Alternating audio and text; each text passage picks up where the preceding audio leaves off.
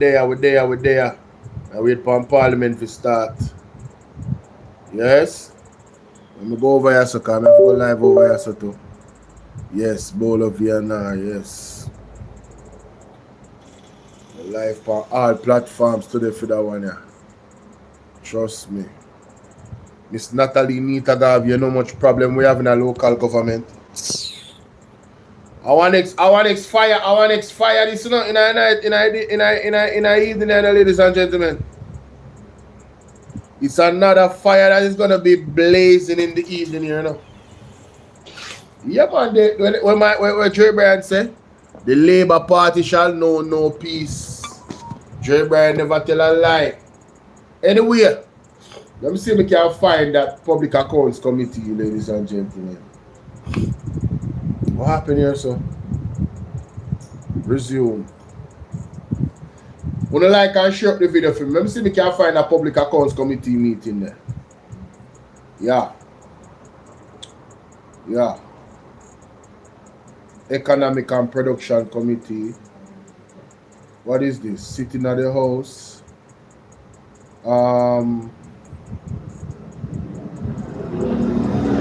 What is this?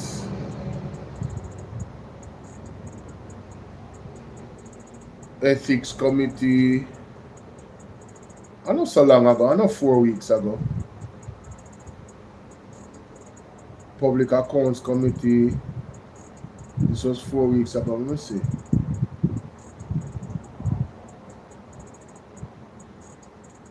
It's either the PAAC or the PAC.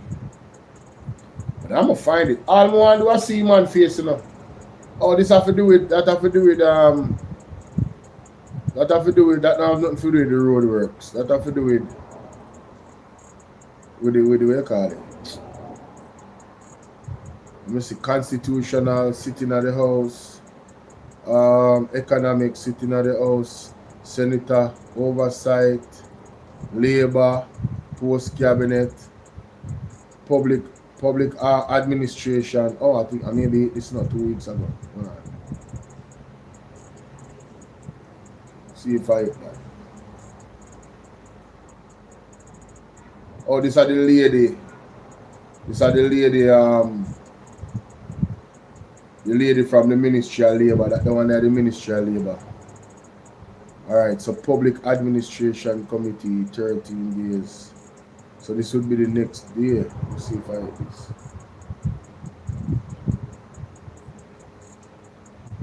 Thank you guys for your patience. I'm waiting on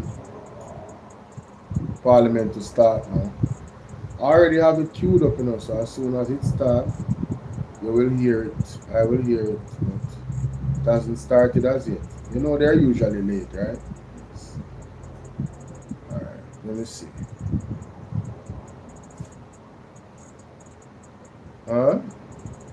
Want to take a picture?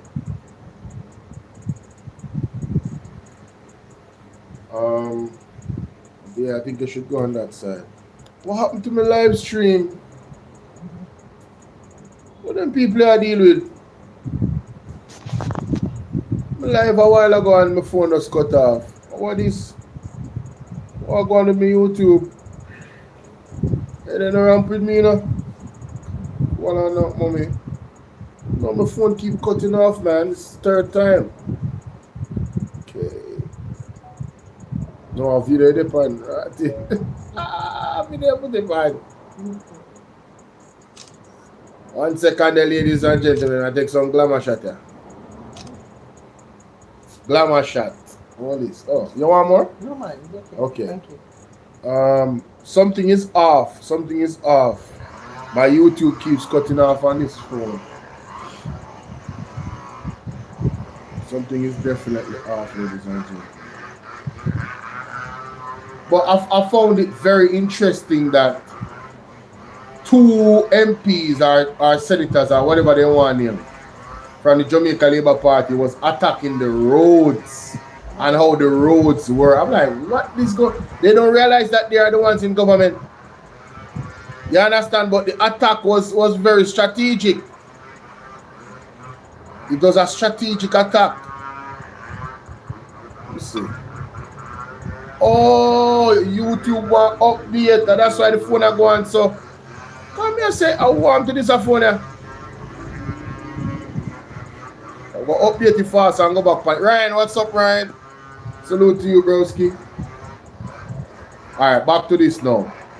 So keynote, that's not it.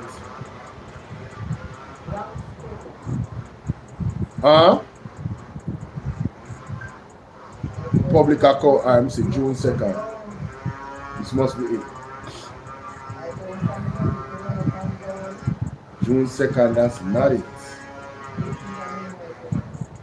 It was Joint Select Committee, June 3rd. See if I hit this.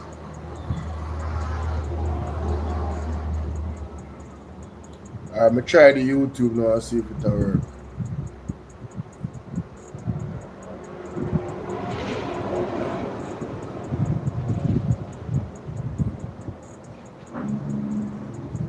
Alright. Oh my god. Advertisement again.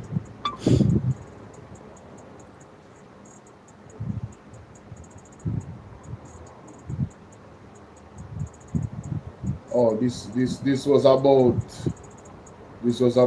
Delray Chucks. Yeah, Delray Chucks something like.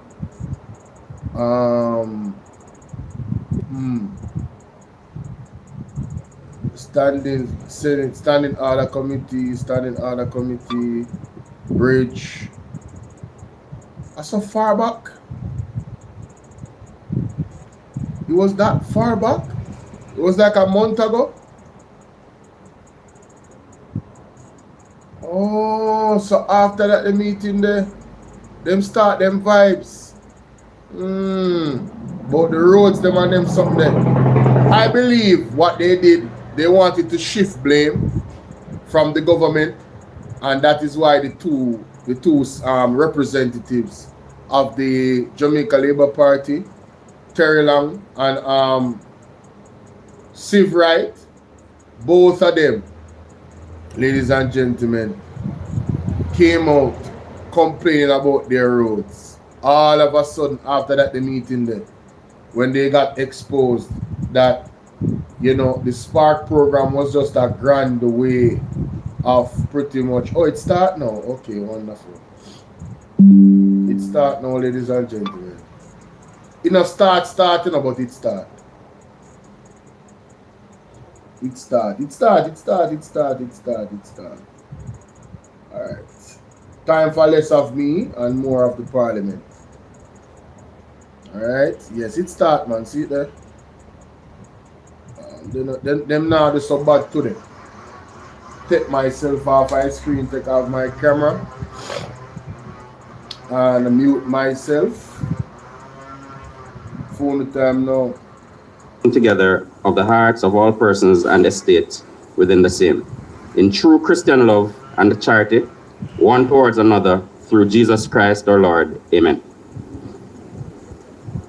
How comes always the PMP to do that? I second time now, me see Mr. Omar knew I do that. But they're supposed to be still do that. Donovan, what's up? But now for them in there, we are part of all type of something. You may be seated. Alright, thing is, people, I got to turn the screen because I want to see what going on, you know. This honorable house now resumes its sitting. Today, we are asking leave of the house to do a special continuation of Standing Finance Committee in respect of the review of the BOJ report, which we would like to conclude. I'm going to. So I now ask the members. Can I have to send you with something? Call her already and text her everything. You call her now. So, Mr. Marshall, she not reply to me all now. All right, so members, we will do call of the roll, and after doing call of the roll, we will ask that we vote to suspend the sitting, and we will do so going straight into committee. Donovan, you good? After which, we will come back to the House sitting. Clerk, call of the roll. I didn't realize that, Donovan.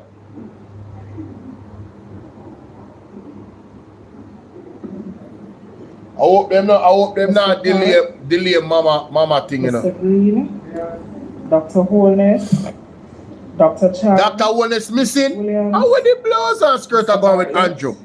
No, man. Range, No, man. Dr. Tufton, Jamaica, we really are going with Andrew Holness. Mr. Mackenzie, Mr. Montague, Something, all right? Mr. Vaz, Mr. Chuck, Mr. Charles Jr., Mr. Morgan,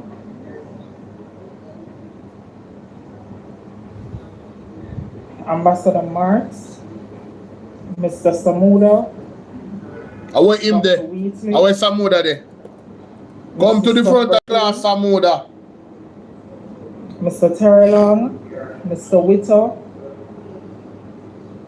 Mrs. Dalrymple Filbert, Miss Morrison, Miss Lee, Mr. Donovan Williams, Or yourself, may I set you up? Mr. Main,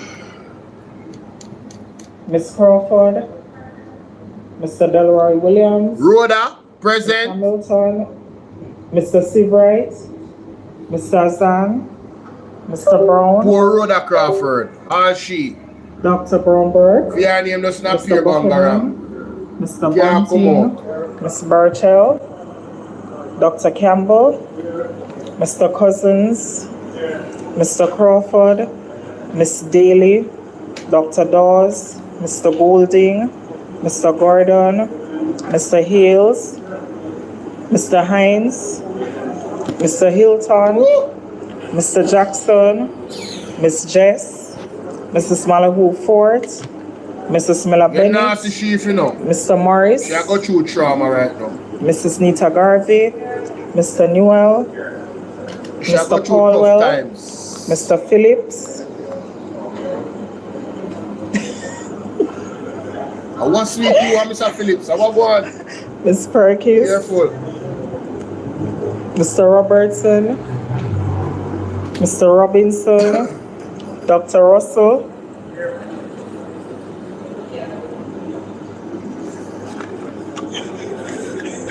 Miss Shaw, Mr. Smith, Mr. Vaz, Mr. Warmington, Mr. Morris. All him could have done a yard. Thank you, Madam Speaker. All him could have done a female. Members, Warmington could have still. we now move to suspend the sitting so that we can go back to standing finance. Those in favor? Those against? The ayes have it.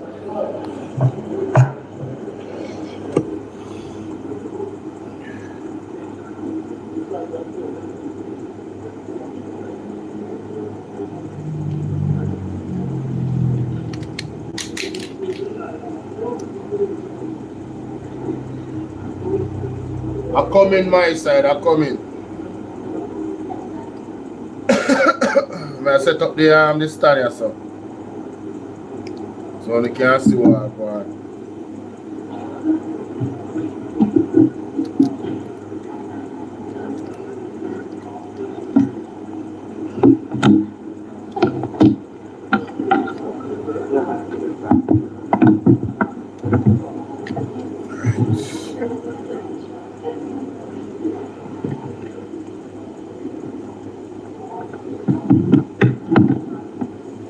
Alright, I'm going to set you on next way. This is how we are now work.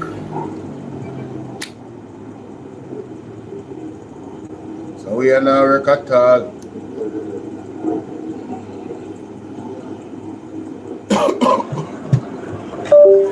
We will now continue. Member Crawford, could you turn your mic on, please? Thank you, Chairman. That's a final question. Now, Governor, when we looked at the report and compared it with the fiscal policy paper, your growth estimates in the short term were more optimistic than the government, but your growth estimates in the midterm was much more pessimistic than the government, despite the positive gap. What's the reason for that? Well, I'm not sure when the fiscal paper was presented. However, what we have found is that the quarter end in December and March they have turned out to be better quarters than thought before. And so that would have informed our view of a milder negative growth in those quarters. Going forward, when we look at the capacity of the economy to take investments and digest it, so to speak, it seems to us that in the region of 1 to 3% is about all it can do. It bucks upon a capacity problem. For example, just labor and skills. So that's our estimate at this time. Okay. Thank you, Governor. Thank you. Thank you, Member Russell.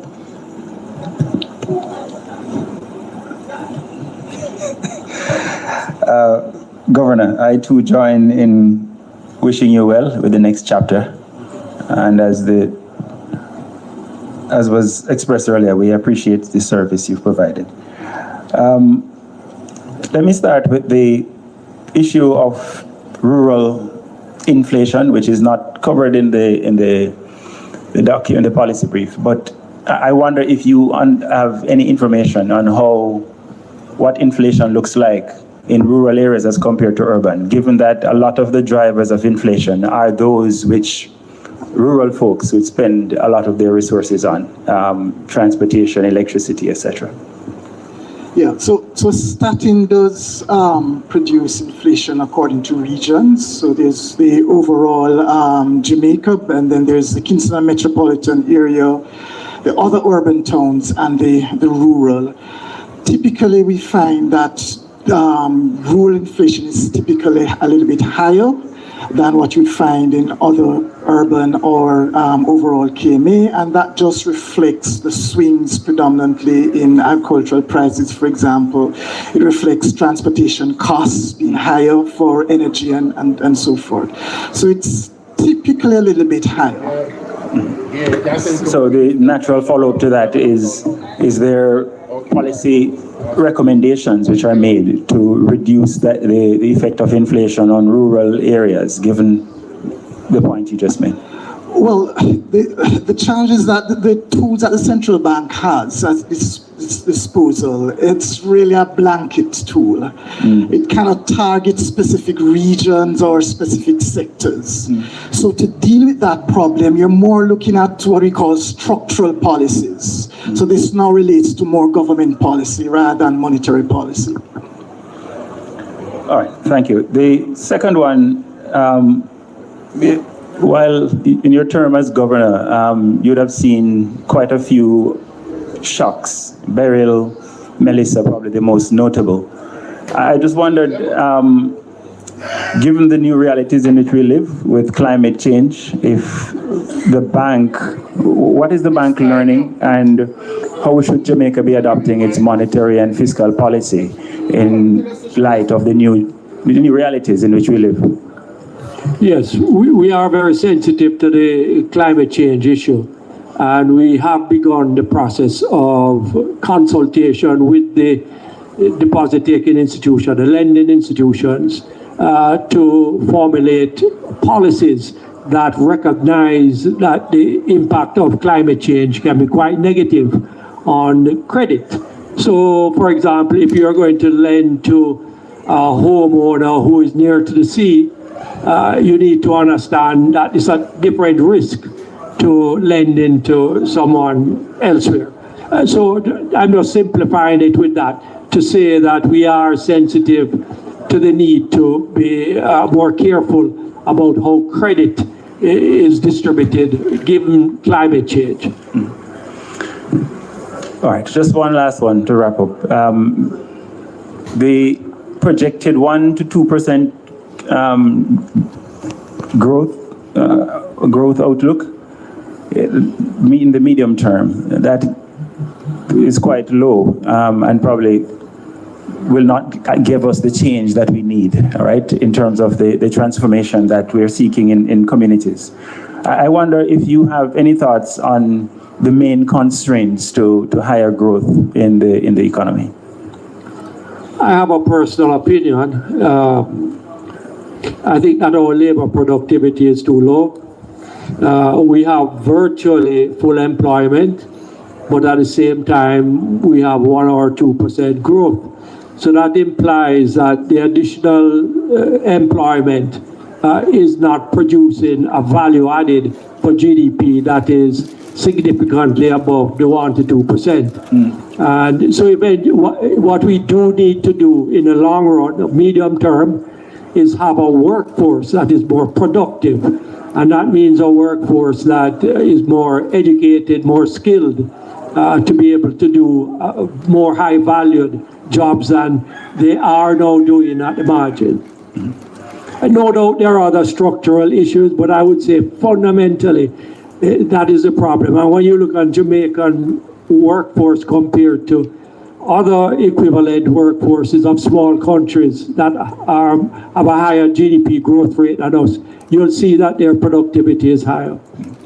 But a part of the argument, though, is that the way we remunerate and incentivize production is a part of the problem, because the very person who might be a low productivity person in this context will do much better placed in another context. Yes, so it's not just the willingness of the person. They need to have the tools to work with, the environment, the infrastructure, the connectivity. Yes, so a Jamaican leaves our shores, goes to the United States, they become more productive, partly because of that environment, because of the discipline involved. So we need all of that to raise our levels of productivity too. All right. Thank you, Governor. Thank you, Speaker. Minister Tufton. Hi, thank you. 2 quick questions, Governor. First of all, I join the echo of sentiments to you and your stewardship. Thank you very much to you and your team. KYC platform to allow clients to shift accounts from one bank to the next, I see as an important part of the competitive requirement to address issues like ATM machines that are not functional, opening of accounts, which I'd like you to comment on, and interest rates. I mean, interest rates in the commercial banks are hovering at 10%. You're offering, you're about 5.5%. You know, I'm linking all of this to competition. I may be wrong, and you can comment on that. It's very difficult to shift from one bank to the next and to open an account. It's almost like a thesis. And I just wondered, why is it so difficult, and what is being done to try and make it a lot easier in order to stimulate competition? I'm going to ask Dr. Wade to talk to that. Okay. No, I think you're correct. At the core of the problem is the degree of competition in this sector. Now, as the governor indicated earlier, we're not going to change the number of banks. But what we can try to change is the ease with it you can move from one bank to another, the ease with it you can move your products. You can select or choose products from one institution or another. So we have been working on a couple of things. You mentioned the EKYC. That is a major tool or a major initiative that we're pursuing. We are in the RFP process. We had an initial tender, but we weren't able to find companies that actually met the requirement. So we are going back to tender very shortly. So work is progressing where that is concerned. We're also working with the banks to see how can we make more readily available in one place to the public comparative data on interest rates and on fees in one central place. we had hoped to actually have launched that already, but when we started to drill down in terms of the data, we realized we needed to get more granular data from the institution so that it can be of benefit to the public. So hopefully before the year is out, we can launch what is called a shopping platform. So you could go to our website or we'd have an app and you can see what Bank X offers vis-a-vis Bank Y. So we're slowly putting in the basic tools that will allow persons to make a choice, that will empower persons to make a choice. Because our vision for the banking sector, as we indicate, you're not going to get more banks coming in. And more banks coming in probably won't even change the competition needle. But what you want is to empower people to move and choose. Right. And so our vision really is for what is called an open banking concept for Jamaica. That I would say can't happen fast enough, because it seems to me the power must reside with the consumer. And if a bank knows that they can just move their account, I believe the banking and as it ought to be will return. The second one, related to that, what can Parliament do, if anything, us parliamentarians, to hasten that process, whether it's laws to be changed or indeed to increase the digital platform engagement that I think will also create a more efficient banking system? Is there anything that is lacking, Governor? Maybe outgoing Governor, maybe you are the one to address this, since you can take a parting shot at us without, even if you have to offend us. What is it that we need to do at the level of legislation in the House here? Dr. Doctor, that's a difficult one, and I do have a view. We'd like to hear your view. But I'd rather discuss it with the minister first. This is the highest. I will do so before leaving office. You're in the highest court of the land. I'm sure the minister don't mind. And if you want a Bible, we can provide it. I think the minister would like me to discuss it with her first. But seriously, is there anything that you can discuss? Because I think that we have a responsibility and we must take advice. I mean, you have an independent central bank, but the bank is empowered to act based on decisions that we take. But Jamaica, our kind of party shop business are going on, so. So why am I say to Fairfall Williams when you can't say to we? You know, say them people that compromise. But this is a clear sign of compromise. And Christopher Tufton, what angle are you coming from being on that side? For you ask us a question, you're a very cheeky fellow, but I'm glad you asked it. Mighty God. No man. Something, right? Here. Right. So what I think the Parliament has a role to play, and that is what I want to speak to the minister about. What's your personal opinion? I'll give you my personal view on August 19 when I'm retired. But I'll give it to the minister in the meantime. All right. Any other questions, Minister? I have one more, but I'm being asked for a point of... No. You asked the question. He said when you retire,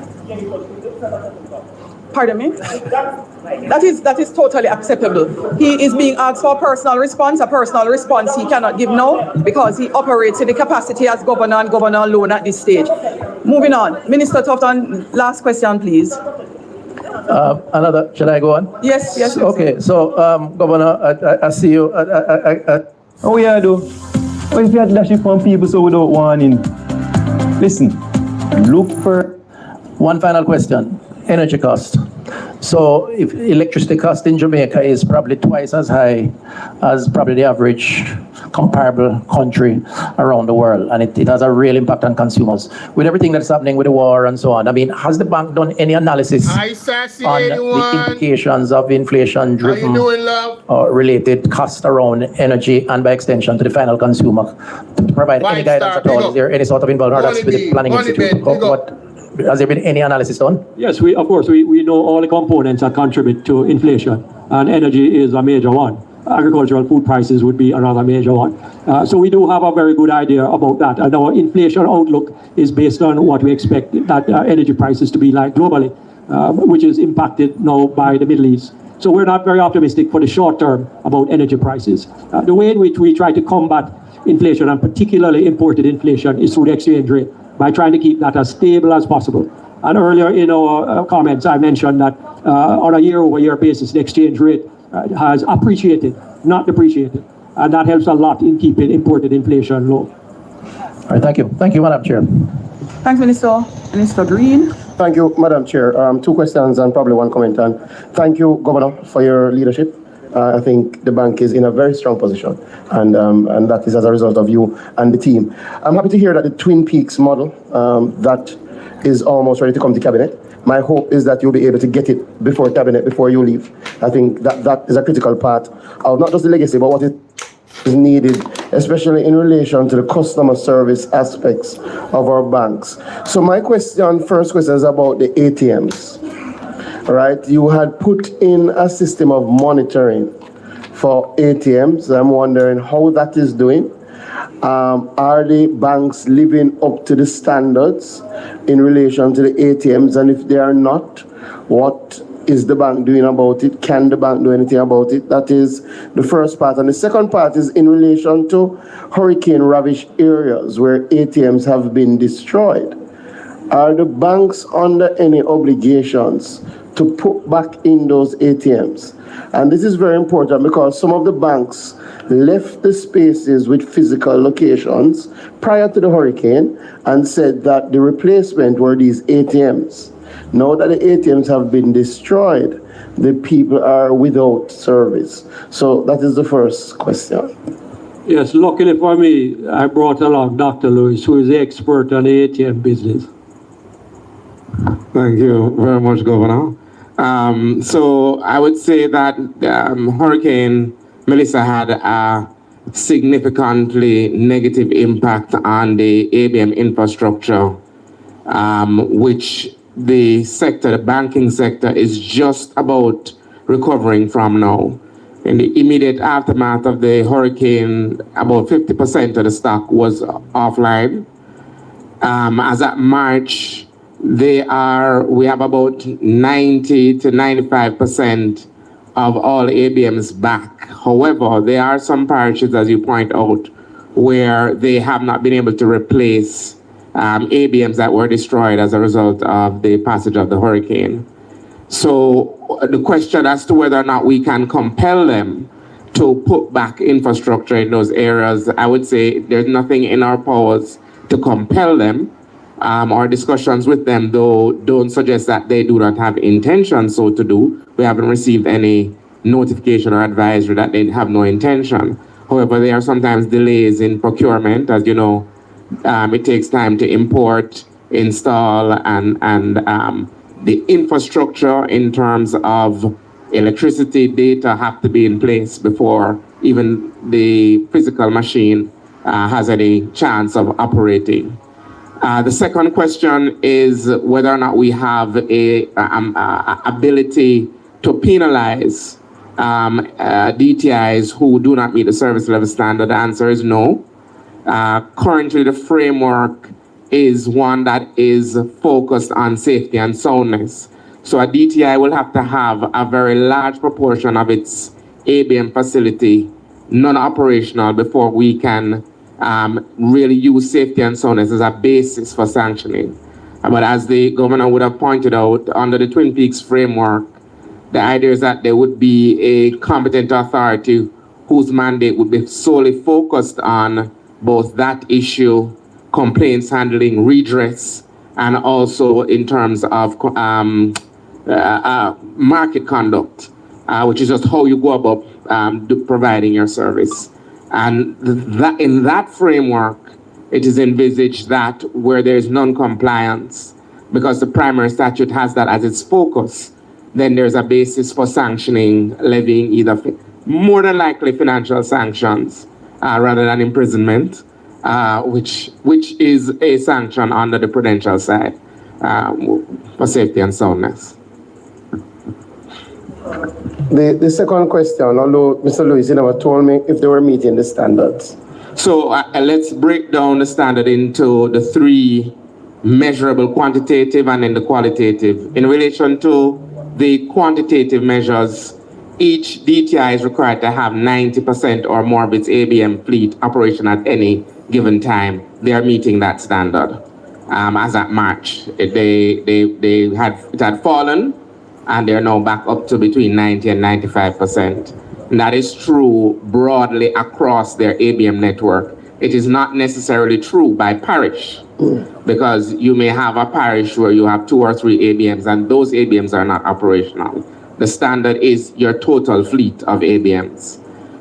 The second standard, in terms of uptime, they're not meeting. The standard is 95% overall. They're at 92%, 93%. Before Melissa, they were almost at 94, about to reach.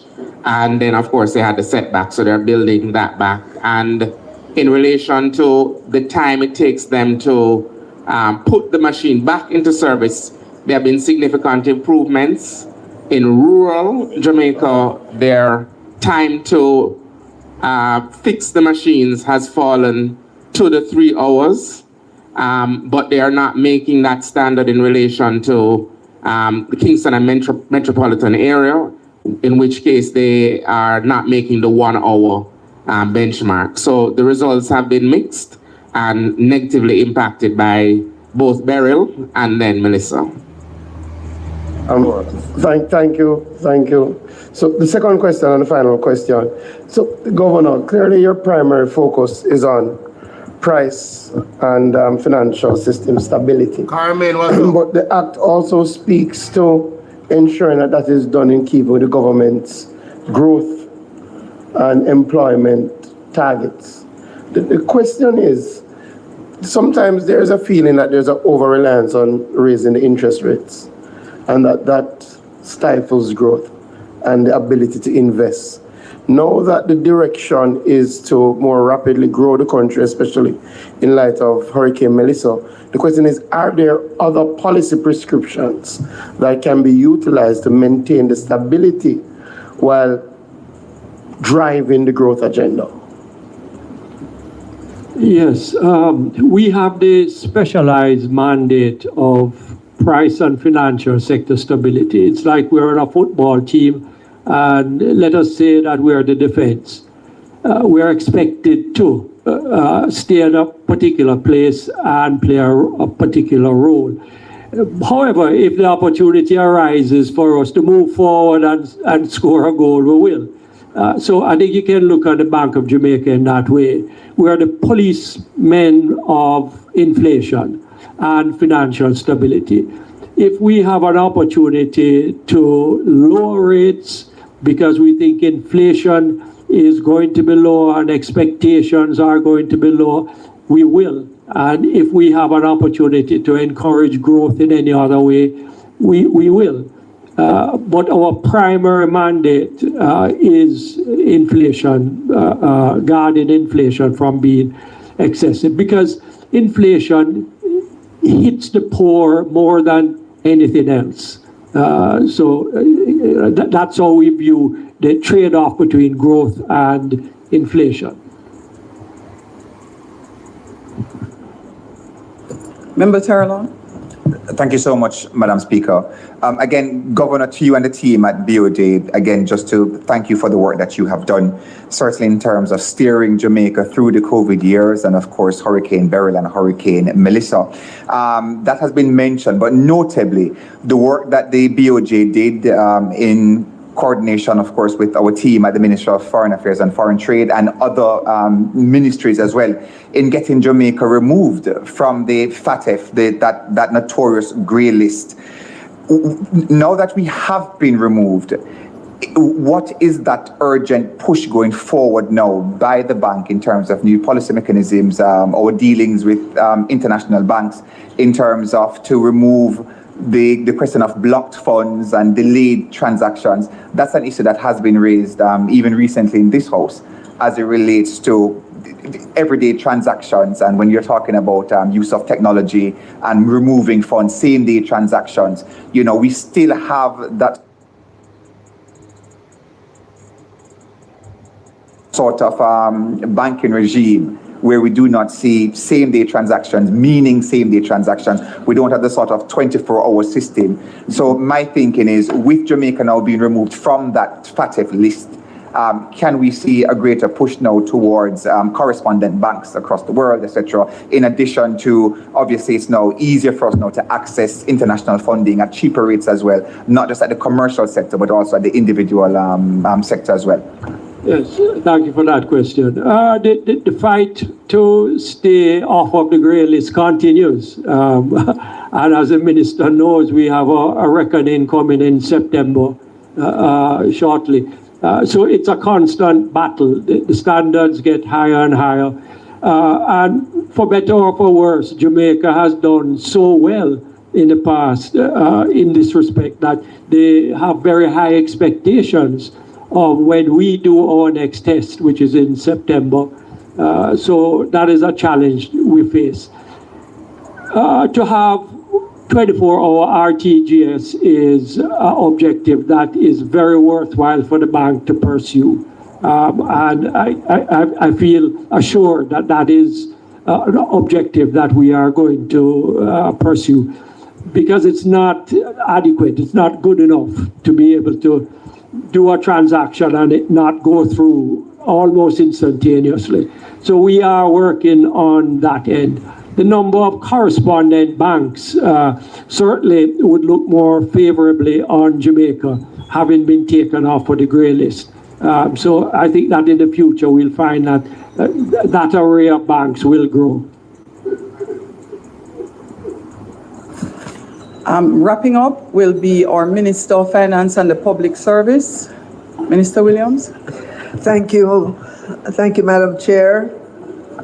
Governor Biles, I know that there is still a full 2 months to go before you put down the title, but I want to also publicly express my thanks to you and the team that you've been doing at the Bank of Jamaica.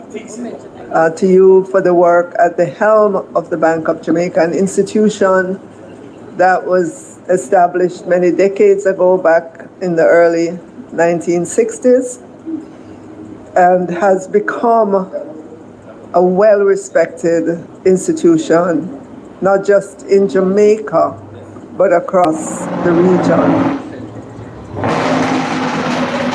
As governor, as you said earlier on, you've led through exogenous disturbances. COVID, Beryl, Melissa, and now the oil war. And you have been graceful and steady through all of this. So we commend you, Governor Biles and the team, for the recent awards, the Best Bank Award 2025. And for yourself, you just recently won the RG Platinum Award for legacy service, which includes, being the head of EPOC, Economic Policy Oversight Committee, through a very, very rough period. So on behalf of the government and a grateful people of Jamaica, I want to say a heartfelt thank you for the work that you do. Thank you. Thank you so much, Minister. Governor, would you like to say anything else before we conclude? Madam Speaker, no, I've had a long session with you, and I have expressed the honor that I have felt to lead this bank, and I would only be repeating myself. Thank you, Governor. If I said more. Thank you very much. Let me say thanks to the team. The report of the Standing Finance Committee of the whole House of Representatives on the Bank of Jamaica quarterly monetary policy statement for the 6 months ended March 2026, and the monetary policy reports dated February 24, 2026 and May 26, 2026 is before me. Is it the wish of the committee that I sign? Those in favor? Those against? The ayes have it. Osia, exactly. Why favor no resign? Dark truth. Why Andrew no resign?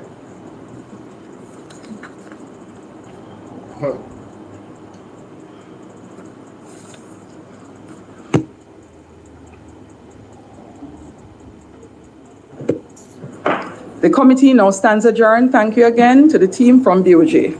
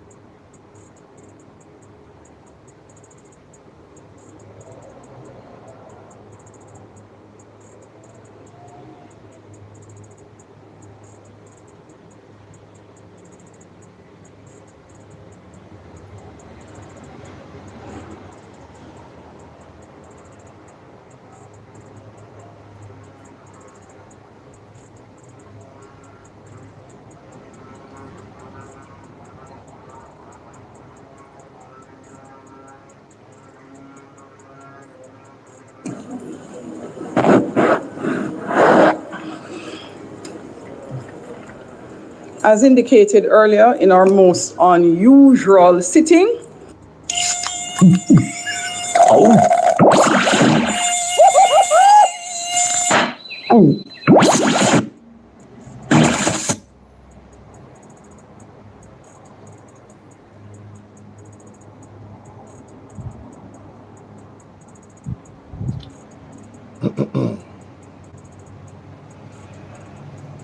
we continue with the sectoral debate, and we'll have presentations from the Honorable Delroy Chuck, KC, MP, Minister of Justice and Constitutional Affairs, and Member of Parliament for St. Andrew North East. Also, Mrs. Natalie Nita Garvey, Member of Parliament for St. Catherine North Central, and Opposition Spokesperson on Local Government and Participatory Democracy. I wish to extend a special welcome to the constituents in the gallery from the constituencies represented by the two members of Parliament presenting today, and trust that you will find the proceedings both enjoyable and informative. I must, however, remind those seated in the gallery, you are not allowed to clap, make loud comments, or engage in any way in any behavior that will disturb the proceedings in the chamber. Thank you. House Leader. Thank you very much, Madam Speaker. Want to welcome those in the gallery who are here today for our sitting, and I suspect particularly for the sectoral presentations by our two members, the Minister of Justice and Constitutional Affairs and Member of Parliament for St. Andrew North Eastern, the Honorable Delroy Chuck, and Member of Parliament for St. Catherine North Central, Mrs. Natalie Nita Garvey.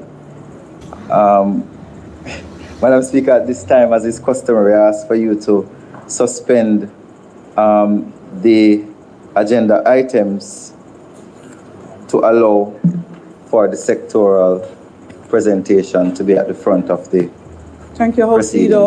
House, the question is we suspend the items on the agenda to allow for the sectoral debate on the public business. Those in favor? Those against? The ayes have it. House Leader. Madam Speaker, thank you very much. I will now welcome the Minister, Justice and Constitutional Affairs, Member of Parliament for St. Andrew North Eastern, the Honorable Delroy Chuck.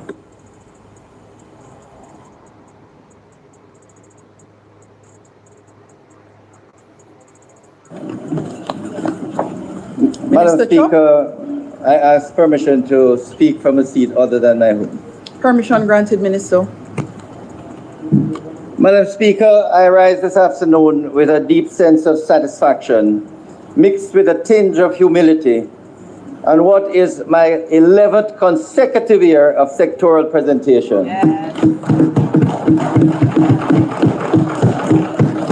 And last, by no means least, 29 years of uninterrupted public service as a Member of Parliament.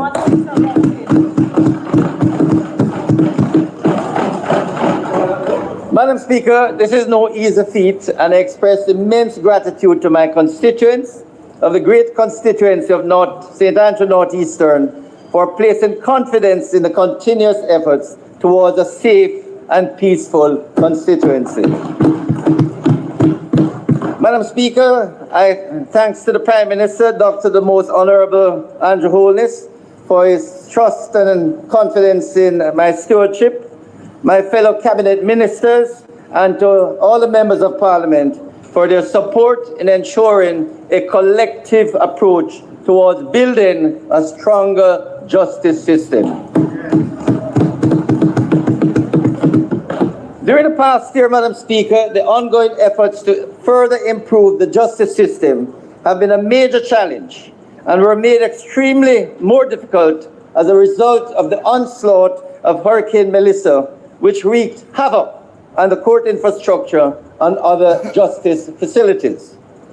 Throughout the difficult period, Madam Speaker, the dedicated, hard-working team at the Ministry of Justice and Constitutional Affairs and its departments and agency, led by Permanent Secretary Mrs. Grace Ann Stewart McFarlane, continued the task of ensuring that members of the public had access to the wide range of justice services. I must emphasize, Madam Speaker, that the heavy burden of maintaining an improved justice system is not the sole task of the ministry, and I must commend my able and supportive State Minister, the Honourable Marissa Dalrymple Filbert, and her team. Chief Justice, the Honourable Mr. Justice Brian Sykes, Supreme Court judges and Parish Court judges, and the Court Administration Division led by Mrs. Tricia Cameron Anglin, who I see in the gallery. President of the Court of Appeal, the Honourable Mrs. Justice Marva MacDonald Bishop, and other judges of appeal. Attorney General Dr. Derek McCoy, Solicitor General Mrs. Marlene Aldred and her team, Director of Prosecutions Ms. Claudette Thompson and her team, and Madam Speaker, I pay tribute to the former Director of Public Prosecutions, Ms. Paula Llewellyn, who retired last year after serving 17 years as Jamaica's first female Director of Public Prosecution. To the Executive Director of the Legal Aid Council, Mrs. Diane Watson and her team, Administrator General and Chief Executive Officer, Mrs. Stacey Ann Carty and her team, Chief Parliamentary Counsel, Ms. Judith Grant and her team, Director, Legal Reform, Ms. Nadine Wilkins and her team, and our esteemed stakeholders, to include civil society and other sectors who remain committed to building a stronger justice system. Madam Speaker, it would be remiss of me not to highlight the ongoing partnerships involving our international partners, especially in the area of funding, technical expertise, and related matters.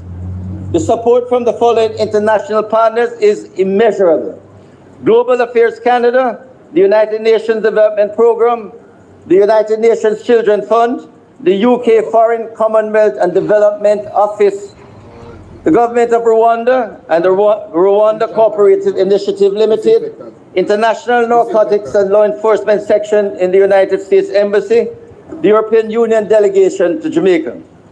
Madam Speaker, other important stakeholders, including the Custodes Rotalorum, Justice of the Peace, and the public, play a major role in the overall quest towards a modern justice system, and to all I owe a debt of gratitude for urging me on to ensure the task of building a stronger justice system, that it does not remain a mere pipe dream. Madam Speaker, I stand here today on the stellar efforts of my two long-standing counsels, Joy Cottrell and Winston Ennis. My constituency liaison officer, Wayne Lawrence, all of whom and my constituency secretary, Monique Tyndale, all of whom have consistently delivered towards my retaining the job of leading the constituency of North East St. Andrew. These officers and the extended political team continue to work overtime to address the needs and uplift the lives of the constituents. Madam Speaker, as I travel the length and breadth of Jamaica to hammer home the message of peace and unity, I must highlight the support of my close protection officer, Inspector Howard Hamilton, and my able and willing driver, O'Neill Ennis. Yes. Madam Speaker, last but not least, the support of my wife, Patricia, yes, who's here in the audience.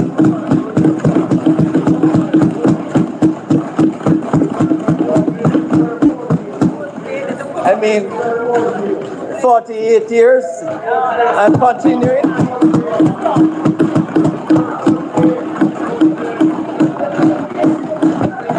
There's no doubt she deserves an OM.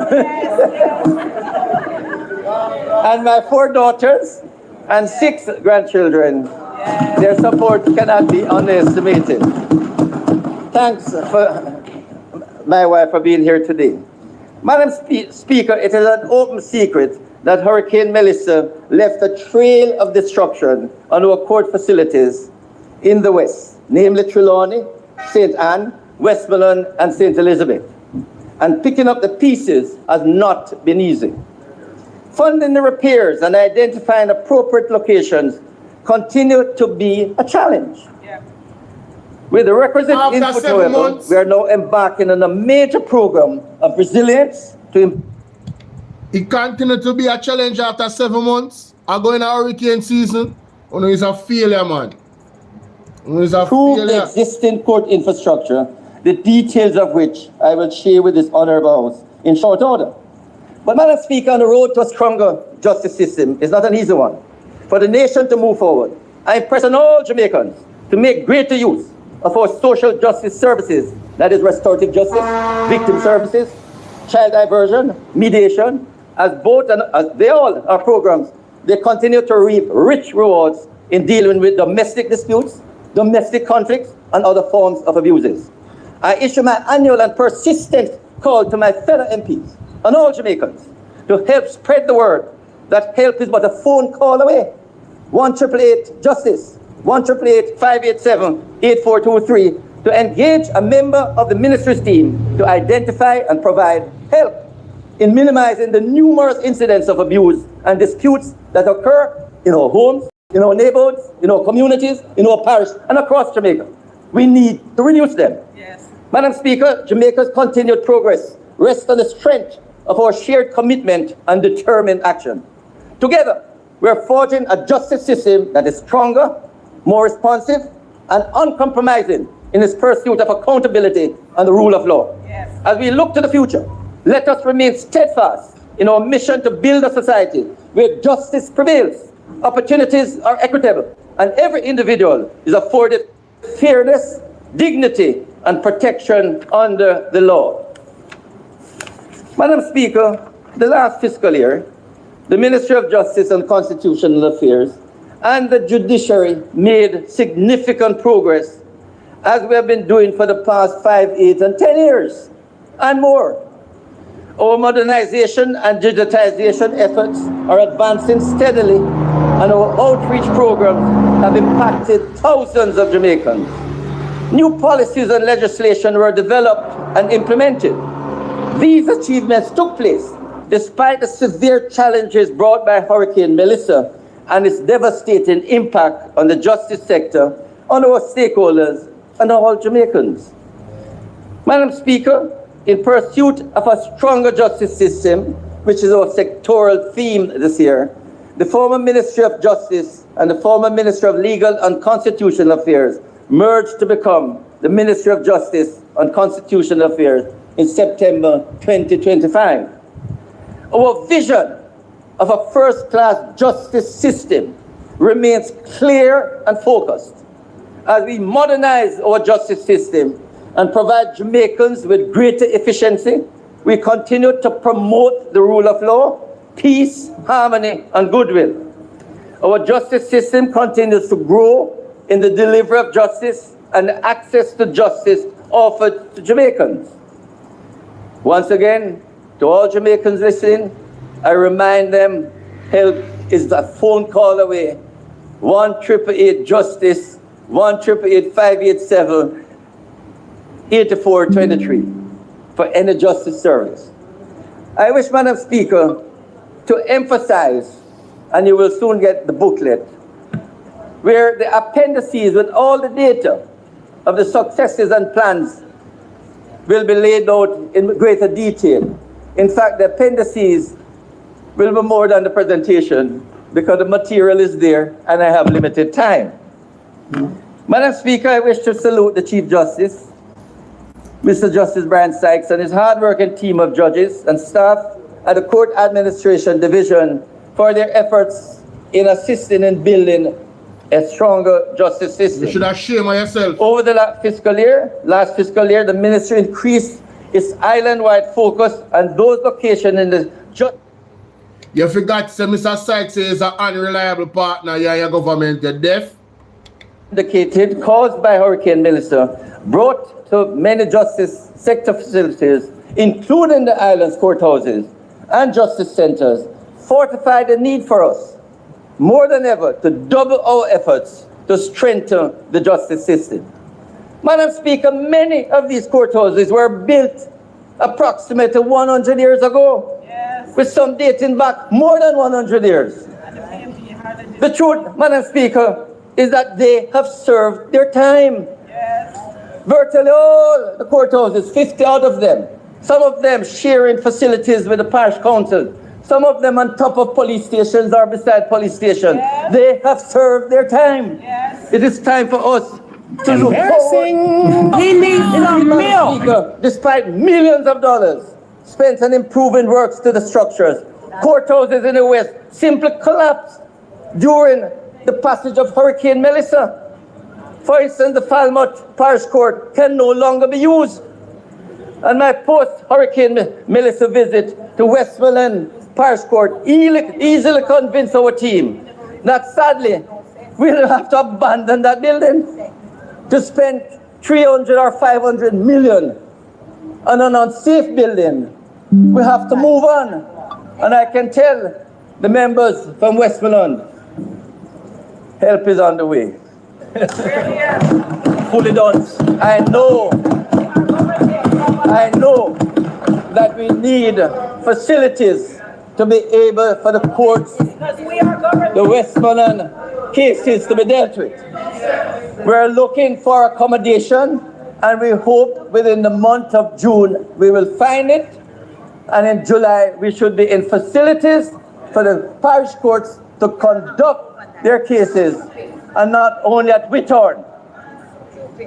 And in due course, the facilities, we were looking for places, but it doesn't come overnight. But we are fortunate that we may find somewhere that can be used. And Madam Speaker, we had to abandon that building in Westmoreland. Similarly, Madam Speaker, the utter devastation. Jamaica, this man I talk about him, I go hope in July. Hope, you know. Nothing concrete, you know. We just want to establish that, you know. There is a disgrace. Speaker, given the current state of the justice infrastructure, I am pleased to inform you that during the last fiscal year, we kick-started the planning process for building 4 new courts in St. Elizabeth, Westmoreland, St. Anne, and Trelawney. So Jamaica, our plans, you know, nothing established, you know. Them is a disgrace. Tell us them a PR government, man. To be facilitated by NARA, the National Reconstruction and Resilience Authority. This, Madam Speaker, is a major policy decision of the government. And I want to thank the Prime Minister and the cabinet members for agreeing that these courts should form a part of NARA. We hope that these 4 courts, Madam Speaker, will serve for the next 100 years. They must be modern, iconic, state-of-the-art facilities, providing the full range of services expected from a contemporary court. Yes. So, Madam Speaker, we also... Welcome to the Pepsi Football Nation.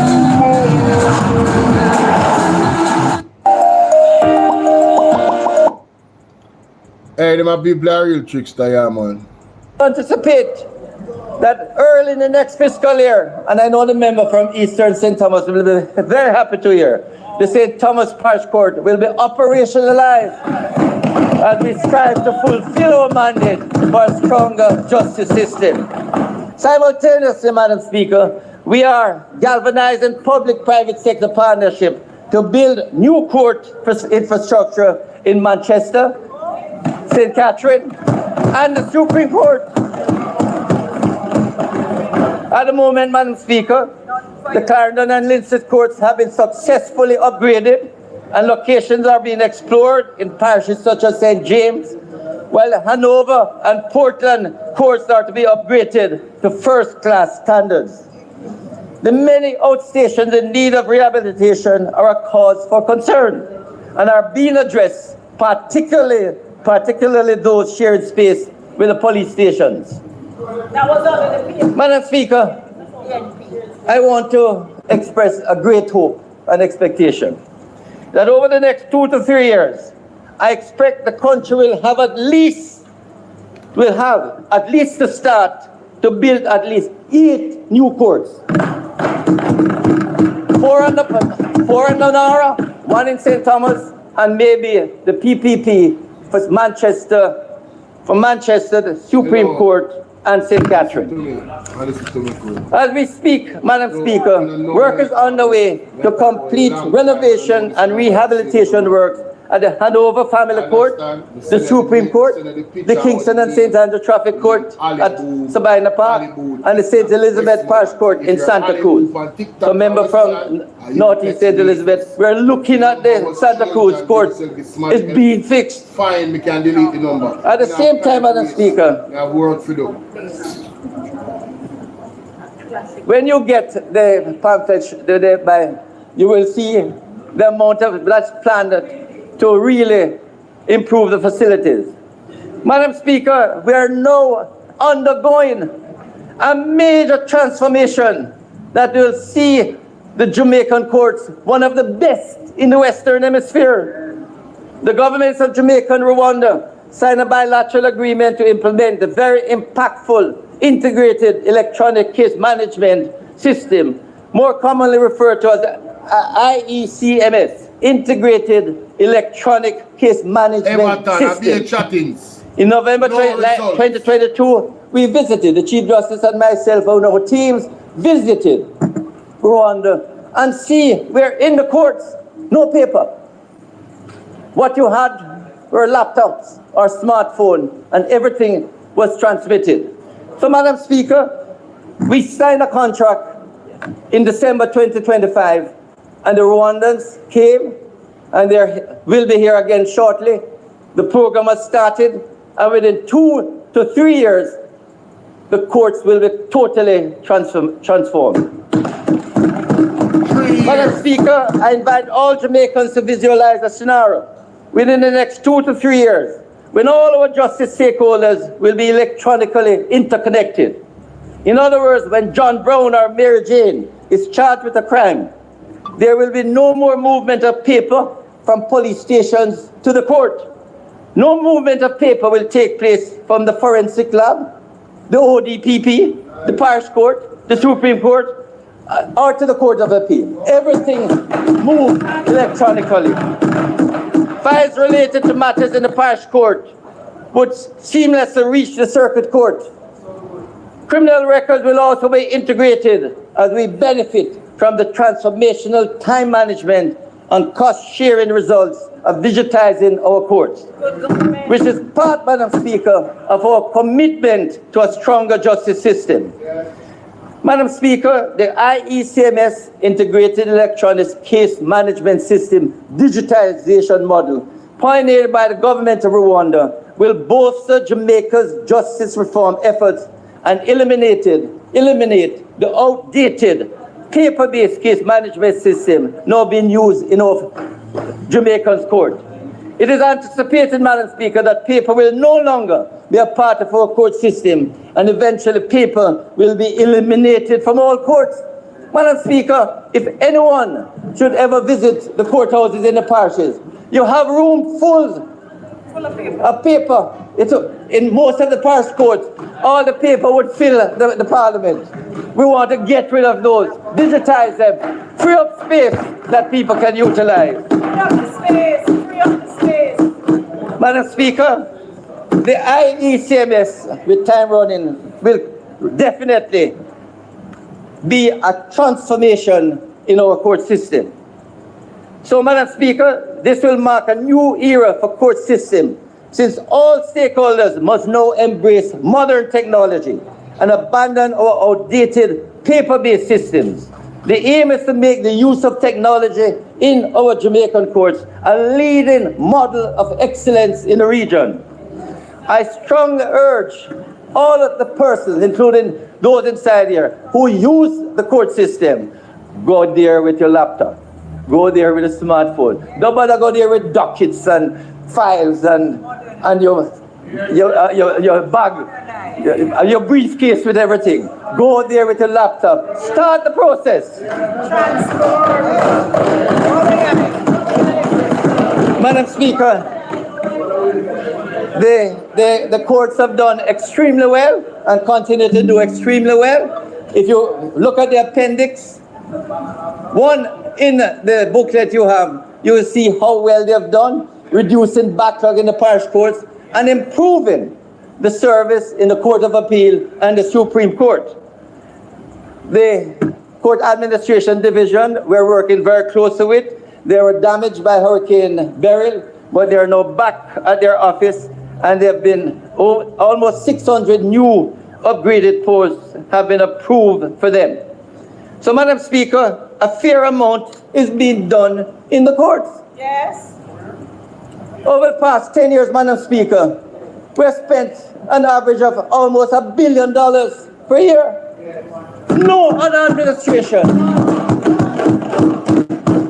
the Andrew Holness-led administration and this Minister of Justice has done more for the judiciary and the court system than any other administration. All of them. It don't matter if you didn't or whoever you is. If the member from Northeast St. Elizabeth had done her will be homework. exposed. That's all. And anyone who takes that the wrong way, and no one will take it the wrong way.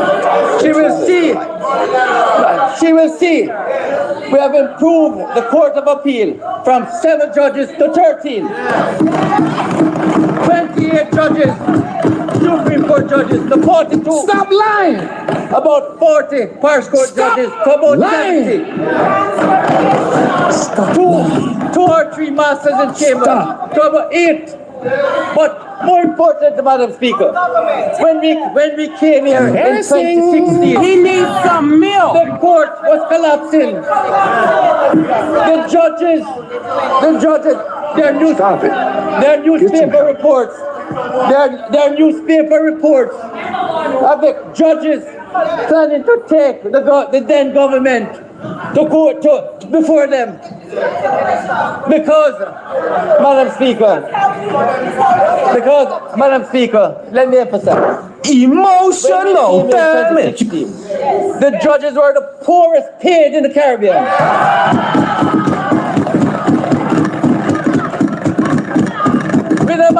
Within a matter of 5 to 6 years, they became the best paid in the Caribbean.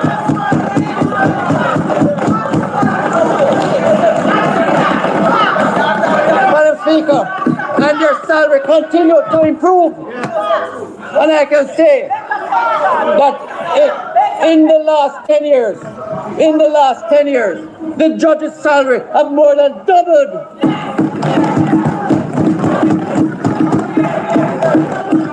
So when the member from Northeast St. Elizabeth can impute that the Ministry of Justice is not a reliable partner,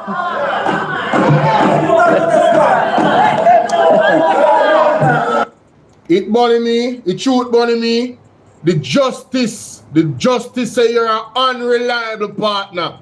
So with all of the improvement where you are talking about, it's clearly not enough. So this is just, him not come for do a speech, you know. Him come for try to defend when actually I do, but it is indefensible. It was already said that this government is an unreliable partner. They never said that about the People's National Party. They said that about you and the Andrew Holness-led administration. So you could have balled blood who is an unreliable partner, and that is on record. Let's continue. To work closer together to make sure that the court's infrastructure can be maintained and continue to improve. You know the truth, Madam Speaker. Hold on. Delroy Chucker asked PMP for work close. And what government? Who is government? And who control the funds them? This is another admission of incompetence. I second time now, I see one failing minister for the Jamaica Labour Party asking the PMP for work with them, you know, for maintain order, you know. Who know the government? I want to have a dictatorial type of energy about, you know. So since I don't know best, I want to don't listen to the PMP when they talk, go and run the country in the ground. Don't come call upon PMP. Who know the government? Who know best, so the PMP go and advise, you know, don't take it. And when it fail, we not ask the PMP to come work with you know. We not full of shit like crap to blows us. Speaker, the problem with maintenance is not only in the courts, it's across all government departments. In 2016, when we came, 2 elevators down at Supreme Court were sputtering. I said, no, you need 2 new elevators. We put in 2 new elevators around 2017. Around 2018, over a year after, I am down there inspecting the court, and one of the property managers came, and we were in the elevator, and I said, how is the elevator working? He said, brilliant, fantastic, Minister. So I said, when was it last service? He said, it not broke down yet, sir. Yeah, it's a fact. And that is how maintenance is seen. Not preventative maintenance, not regular maintenance, but when it broke down. And I'm saying we are going to be working with the Court Administration Division so that everything is maintained regularly. Court Administration Division, they will tell you, we're putting new air conditions in most courts. They must be serviced at least twice per year. So, Madam Speaker, there's a partnership between the judiciary, the Court Administration Division, and the Ministry of Justice because we want a strong justice system. Madam Speaker, there's a lot to be said, and I'm watching the time. Social justice services, restorative justice, child diversion, and victim services are major parts of our portfolio. And we have done enormously to help the schools, to help the communities. And I want members to look at the testimonials in the appendices. What's up? And you will see how persons who have benefited from child diversion, victim services, restorative justice, mediation, how grateful they are for these services. And these services, Madam Speaker, are basically free. From the mobile units. From the mobile. And we have 3 mobile units. If you need legal assistance, we can send it to your community. Once you book them. Madam Speaker, mediation is a very important part of our push. Yes. I applaud the work of the Dispute Resolution Foundation in this regard, since mediation not only resolves conflicts, but helps to improve operational efficiencies in the justice system by reducing some of the backlog in our courts. Last year, Madam Speaker, if you look at the figures again, Appendix 7, we decided to pay mediators, the Ministry of Justice, starting out at 5,000 for each side, so they could get 10,000. Last year, we increased it to 10,000, each side 20,000 for the mediator. And last year, we moved from 13 million the previous year to 55 million in the last fiscal year. In truth, Madam Speaker, I have no problem encouraging more use of mediation, because when parties get together to mediate, it's a win-win situation. And I would like to say to the member from Northeast St. Elizabeth, I would prefer to spend more money on mediation than to pay lawyers to get into an adversarial contention. I want more lawyers to become mediators and to participate in mediation. In Singapore, the vast majority of attorneys earn more money on mediation than on doing cases in court. And we need to get to that situation where mediation become and resolve 75% or more of our cases. And I must thank the parish court judges and the judges for referring more of these matters. When they come to court, they refer to mediation, and the success rate of our social justice services, including mediation, is over 80%.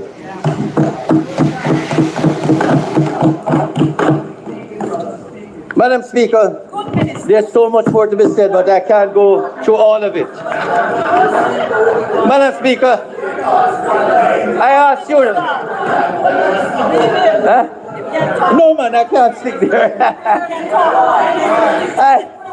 I say, Madam Speaker, look at the performance and success of the ministry. Look at Appendix 8 and Appendix 9. We won't go through, but I go to the Administrator General Department. This is one of the success stories of the Ministry of Justice. Files are being dealt with in a speedy manner. It's Appendix 10. The truth of the matter, Madam Speaker, We are working now with the Administrator General's Department to go around the country to urge persons to make a will. Because when they make a will, it prevents a whole heap of problems. The dead left thing is a problem. And not only are we doing that, Madam Speaker, we are encouraging Jamaicans, and I will do so in this Parliament, start practicing estate planning. Put aside a little of the money for a rainy day and then shift it to your retirement benefit later on. Very important. And as we go across the island, we will team it up with alternative dispute resolution. And many, you will recall, I provided a concept paper on alternative dispute resolution. But this, Madam Speaker, colleagues, is to ensure that persons start taking responsibility for their financial situation. Get into estate planning, make a will, plan for your retirement. Because, Madam Speaker, when you do that, we have less work on the Administrator General. At the moment, Madam Speaker, they have close to $50 billion worth of properties to manage. And most of these properties are deteriorating. It's more important that we try to get it to the beneficiaries. And they have over close to $5 billion, which we really would like to dispose of to the beneficiaries. But I catch them, because you're tired of them boss. We needed that advertisement. When you do it, check your tired. Some mediators down at the Administrator General Department, so they can get persons together to work out and collect the benefits of the deceased estate. So, Madam Speaker, it's very important that we emphasize how important it is for every Jamaican to think about estate planning and making a will and stop the foolishness about it gives a bad omen. We need to get out of that culture. Madam Speaker, the Legal Aid Council has done extremely well. What I can tell you,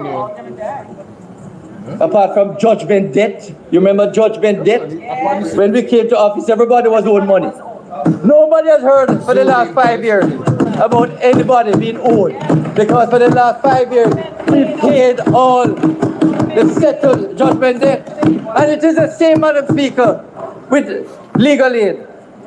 When I came to office in 2016, all the lawyers said, beg Mr. Chow, see if you can put some more money. I go on my side, Our put up on the certificates can be paid. Word is love. For the last 4 years, we have to be writing lawyers and sending the certificates so we can pay you before the end of the fiscal year. And so everything you're turning, if you're owed, if anyone is owed, let me know. Put up your hand. Because once you send in your certificates, within days, we pay.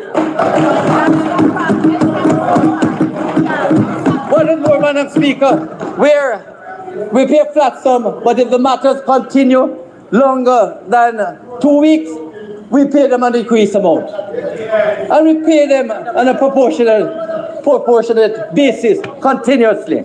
But, Madam Speaker, the member from Northeast St. Elizabeth once again said, you need she knows that we have money to pay all the lawyers in the criminal court. She won't know for civil court. But again, member from Northeast St. Elizabeth, if you had done your research, you know that we start doing it. We did. This government is a very prudent government. I want to order. You don't spend money, and you don't know how much will be spent and where it is coming from. So we did 2 pilot projects in St. Anne and Clarendon, and we are working on that basis to see how we roll out civil case matters. Right. Now, what I can say, what I can say is that from over 4 or 5 years ago, we have been in discussion about additional sums to pay in civil cases. But more importantly, Madam Speaker, we're supposed to have 3 legal aid clinics. One of them at Tower Street was being managed by the Kingston Legal Aid Clinic.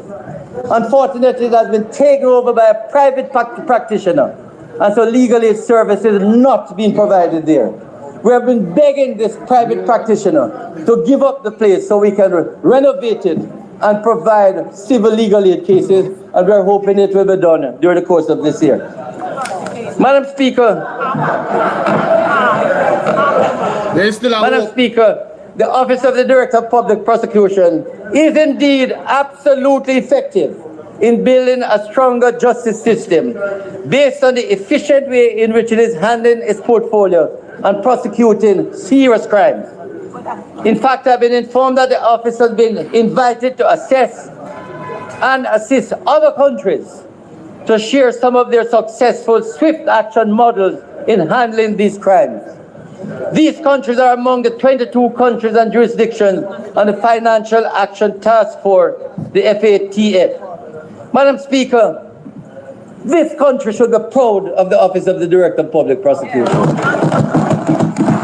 It is working steadfastly to ensure that serious criminals... Hey, TikTok, share the live for me now. Share the live for me now, please. ...that they get their justice. And so, Madam Speaker, if you look at Appendix 12, you will see the performance of the Office of the Director of Public Prosecution. Nobody, no, share the Office of the Parliamentary Council. Share the live for me, man. Share the live, please. Madam Speaker, they're the ones who draft the laws. Here again, CPC, Judith Grant and her team, they're doing a fantastic amount of work. And I once again ask you to look at Appendix 13 to see the performance of the OPC. Yes. Then, Madam Speaker, I ask members to look at Appendix 14 at the Justice Training Institute, where we're sensitizing hundreds of JPs and others. It is doing a fantastic job, and it is continuous to ensure that court reporters, we have a court reporting work going on now, and court reporters are coming from the rest of the Caribbean to go to study there to become court reporters. So in short order, there will be no shortage of court reporters. Madam Speaker, the Ministry of Justice has to deal with marriage licenses. If you want to get married, you have to get a marriage license. You can go to the Ministry of Justice, and within 24 hours, you get your marriage license. You have to find a lady first. And I say, Madam, and I say that these certificates, everything can be done, and it is done within 24 hours. We will be digitizing that service in short order. Madam Speaker, you can look at Appendix 15 and see. Those expungement of criminal records, you will see, Madam Speaker, that in the expungement of criminal records, we widened the act a couple months ago, which allow us now that if you committed a non-custodial offense before 2005, which is an expungible offense, you can get your records expunged. I have to report that tens of thousands of these have been expunged. So members applicants, these ex-offenders, no longer have to apply. If the records show that this non-custodial offense was there, then it should not be on the official criminal records. Oh, sorry. 20 minutes. I don't get the 15 minutes in. You're live. No. Madam Speaker, I would only urge persons, we have now increased the number of commissioners on the expungement committee to 9. And they're meeting at least once per week, sometimes twice per week, to get rid of the backlog. We had about 2,000, it's now under 1,000, and we hope in another couple months. Minister Chuck, I am going to break you, and I'm going to add your additional time because I realize You're rushing as if you do not know that there is additional time. 15 minutes, I am aware. Right, so we're gonna put it on now, Minister Chuck. I actually need it, Madam Speaker. No. But I would like to urge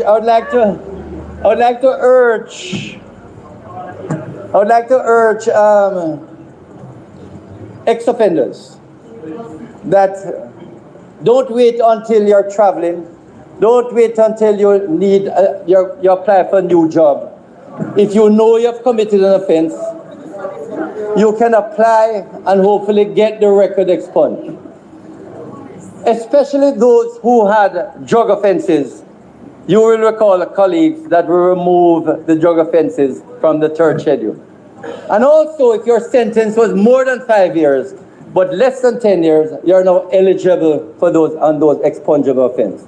Madam Speaker, this Parliament should be proud that we are able to give people a second chance.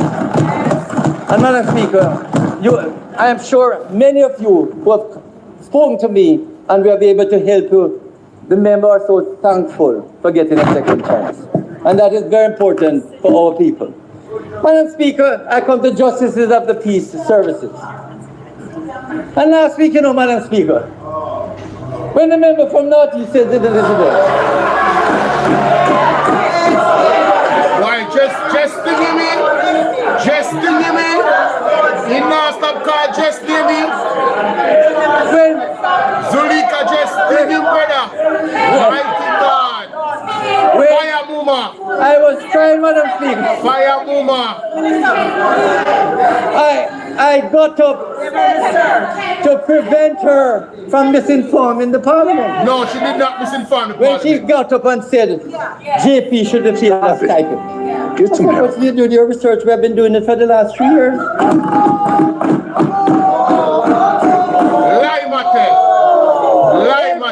Every JP can now appeal to their JP Parish Association to recover.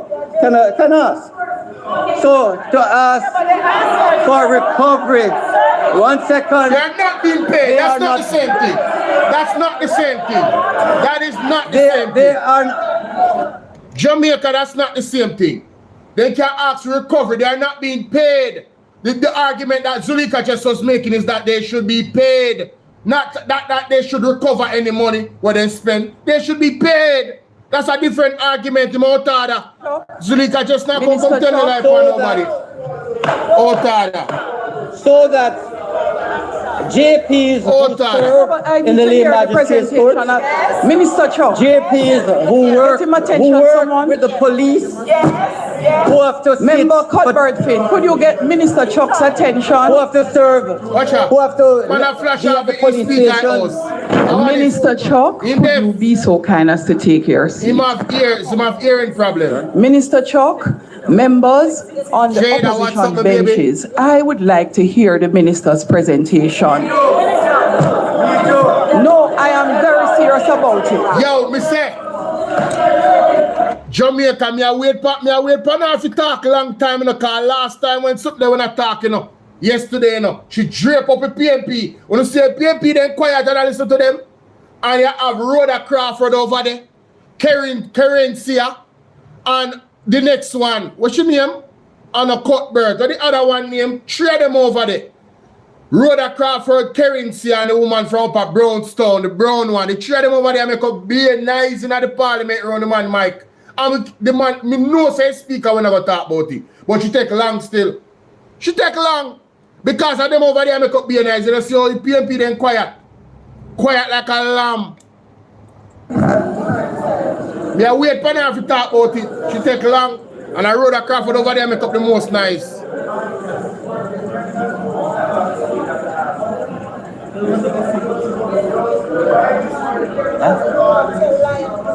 Members, please take out your standing orders and refer. Please take out your standing orders and refer to standing orders 40 and standing orders 42.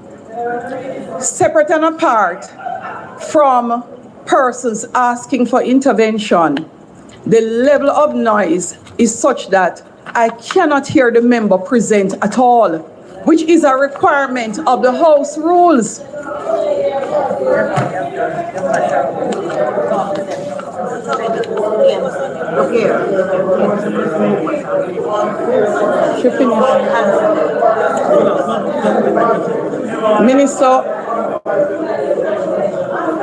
Minister Chuck, I have restored your time.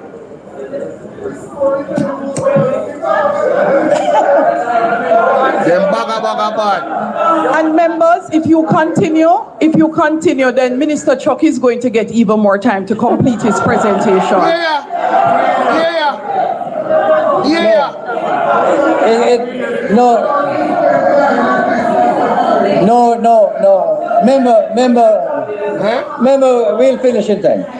Member, we'll finish in time.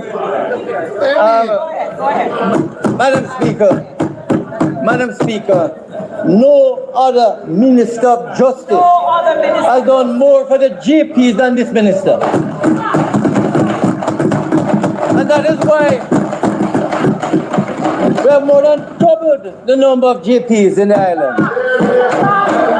We have monthly sensitization to empower our JPs even more to provide more justice services to the people across the country. That is a fact. Madam Speaker, talk about stipend.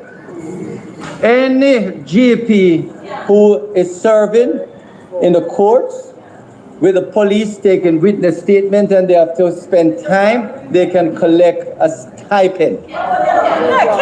Can collect. But Madam Speaker, If I don't want it, Madam Speaker, the idea of paying JPs regularly is out. It won't happen. It won't happen. Madam Speaker, Jamaica, you see how they're deceptive? You hear my talk about say Zulika just was misleading the house. That is what she was talking about. Getting up to speed with the world. They are paying their JPs. And now my tell you say it's out. So there's no lies being told. They're very deceptive and disingenuous are going for going. We can't wait till Miss Nita Garvey start speak because she may come for me, not come for them. Minister of Religion, not come for them. A police officer, a headmistress, a principal of a school can provide that service. If these other persons, if we decide to pay JPs, would those other people be entitled to be paid too? You must see, all the JPs that I know that I have interacted with, they have said that JP service is voluntary. We want to help our people. And those JPs who are charging, they're corrupting the system. They're a part of the corruption of taxi drivers getting. But look at this. When Jamaica Labour Party MP talk about corruption, when them have about 11 smart in them parliament uncertified, this is rich. Jada, you hear them something, yeah? What a piece of baganis in a Jamaica. They are corrupt. Hear him. I can't bother. I'm stressed right out. And that is what I urge on all the JPs. When you go and you give volunteer service, in the long run, you get a huge amount of blessing. And they're not unhappy to do it. And, Madam Speaker, if the member from Northeast St. Elizabeth had done her homework,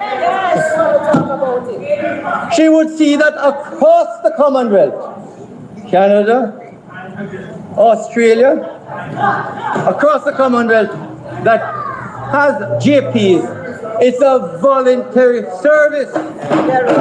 Only one province in Canada, Saskatchewan, where some JPs are employed and they are paid differently. And not only that, Madam Speaker, JPs can also be trained as mediators, restorative justice facilitators, and they can get a stipend when they participate in restorative justice and also mediation. And I encourage JPs to do that. So please, member from... Score big with Domino's this summer. Predict match scores, compete with your crew, and unlock daily deals for a chance to win free pizza for the truth. I really felt sorry for you. Watch out! What did you do? Sulika just a laugh off him. Because Sulika just a laugh off him. When you were talking. When you were talking, it's clear you did not. He needs some milk. Clear you did not have much in the justice sector to criticize. So you went all over the place. Get some help. Including the Firearms Act, which is in the Ministry of National Security. Stop lying. Including talking about lying. Arresting the powers of police. Stop lying. You know, so that brother don't have much sense. Stop. Him not understand what justice mean. Didn't he just say that the police and everybody intertwined with the justice to help things to go the right way? It is interconnected. This man is fully dunce. He's fully dunce. Fully dunce. Public. And they have now 130. Madam Speaker, that is in Appendix 18. Yes. If you look at Appendix 19, you will see the amount of money we have been spending on infrastructure. Yes. And Madam Speaker, it is the same with information and communication technology. Look at Appendix 20 and you see what we have done. But I want to touch another item. Constitutional reform. Human rights.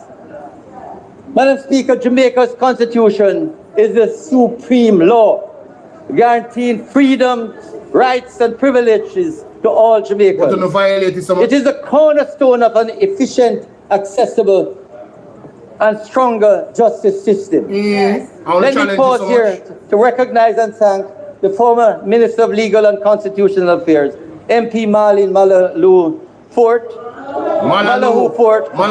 along with then Permanent Secretary Wayne Robertson and team and Lieutenant Rocky Mead held several town hall meetings and provided Parliament with a well-documented report by the Constitutional Reform Committee. Exactly.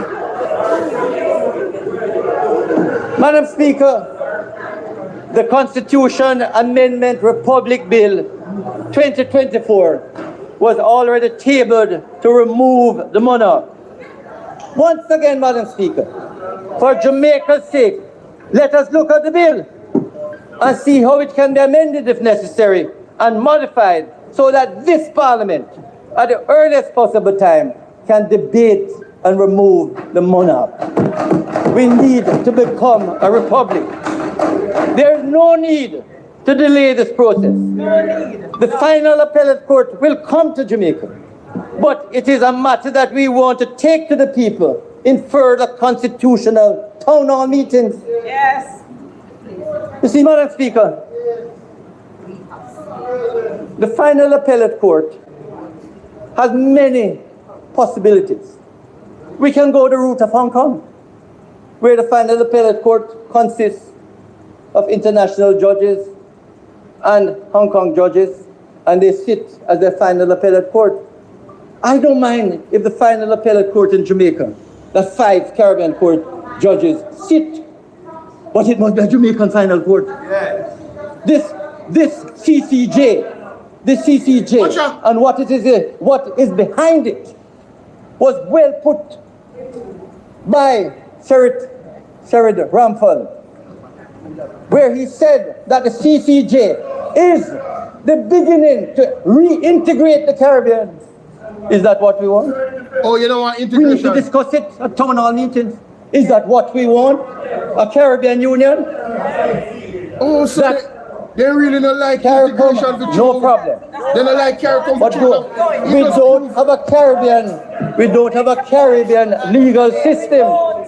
And I would like to be able to elaborate on this at town hall meetings. So, Madam Speaker, I urge, and this Parliament must urge and invite the opposition leader to let us restart the constitutional process. Yes. No, Madam Speaker, moment, a foolish matter. we can do a fair amount of we're not listening to them.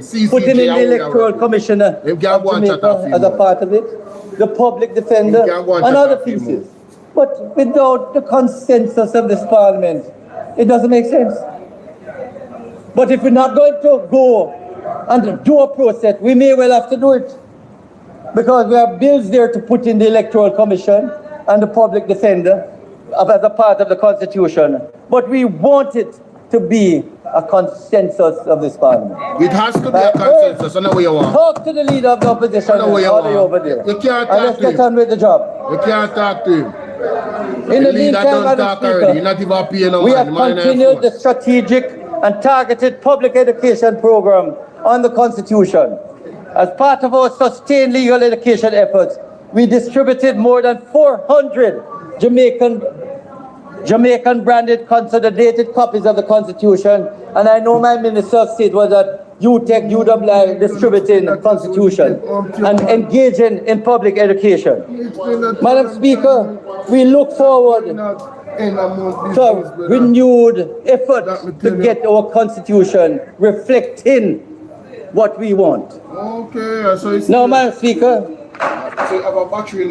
human rights is a very important part of this government and of this minister. And as I go across the country, I promote the respect for one another's human rights. And I will continue to do it. I can tell you that when we reported to the International Covenant on Civil and Political Rights and the Universal Periodic Review, we got very good commendation. Jamaica does not, and I hope will never have a human rights problem. Please. We have the Office of the Public Defender. If you have a difficulty, you can go to the Office of the Public Defender and prosecute any human rights breach.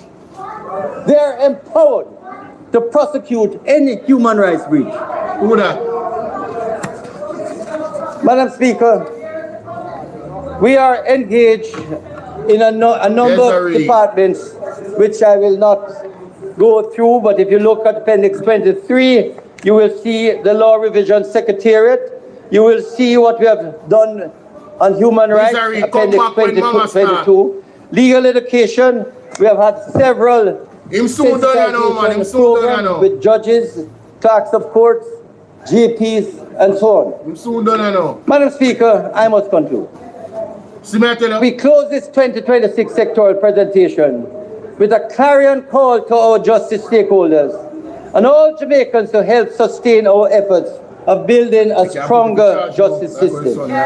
Inspired by NARA's vision of fast-track project delivery, we look forward to constructing new courts and renovating damaged justice facilities. We will adopt climate resilient and modern engineering standards as well as public-private partnerships to meet our infrastructure goals. The implementation of the paperless integrated electronic case management system, the IECMS, will further bolster our efforts at digital transformation in the Jamaican courts and strengthen the wider justice system. Madam Speaker, this sectoral presentation has once again highlighted and promoted a range of conflict resolution tools as our free and accessible island-wide social justice programs in restorative justice, child diversion, victim services, mediation, etc. Our financing of the win-win mediation services is intended to result in a more peaceful and harmonious Jamaica.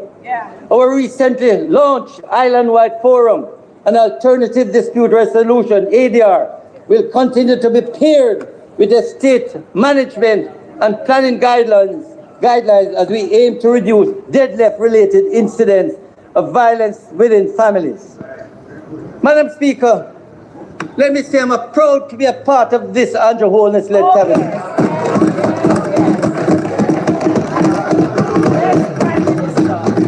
Everything that I've asked for to uplift and build a strong justice system the Ministers of Finance from Audley Shaw, Nigel Clark, and no Fable Williams, we get. The only thing stopping us in terms of money is the procurement thing. And we have to overcome this procurement thing. Because we have the funds are available. The funds are available, but procurement frequently we can't get the courts built. Madam Speaker, this administration has ensured that anyone who's ever wants justice need their head examined. Because you can get justice. And let me remind you of the number. AAA Justice. 587-8423. Call and they will help you to get justice. So, Madam Speaker, I want to say that the strong support of my colleagues have ensured that this is a proud Justice Minister. And I call on all parliamentarians, let us help our fellow Jamaicans to live peacefully and harmoniously. Indeed, I will be soon with a member from Northeast St. Elizabeth to say how best she can help. So finally, Madam Speaker, our 2025-26 achievements chronicled in this sectoral presentation, including major justice reform initiatives such as changes to Jamaica's expungement framework and its positive impact on hundreds of Jamaican lives. We anticipate similar success stories and our constitutional reform initiatives, which will undoubtedly contribute to building a stronger justice system for Jamaica. Madam Speaker, colleagues, I say blessings to all Jamaicans. And may God bless all of us. Thank you.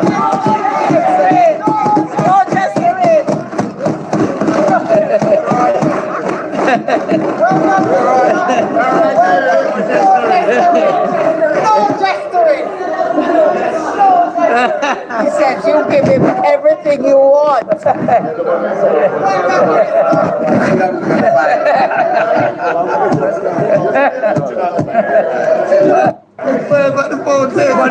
Hey, wanna notice how the speaker of the house don't turn off for them mic and make it run? And you notice when the PMP finish for them speech, then turn off the mic fast. It's all a joke. Exactly. And me not tell no lie, me not like how the PMP them a laugh up with them too. Me a call out the PMP too. Me do it yesterday, me a do it again. Yeah. It's like, I mean, funny to me. Me not see humor in it, But again, going back to what I said a while ago, them turn off the PMP mic quickly when them done a speech. And I want you guys to observe, when Natalie Nita Garvey is finished with her speech, how quickly the Speaker of the House is going to turn off their mic. I want you guys to mark that down. You'll see, if you observe other sessions, you'll see I'm not telling a lie. But enough about them. It's time for Miss Natalie Nita Garvey, ladies and gentlemen. As she may come out, I'm not come out none of them. Let's continue. To the presentation. We will move to the presentation from a wonderful Member of Parliament. Member of Parliament for St. Catherine, North Central.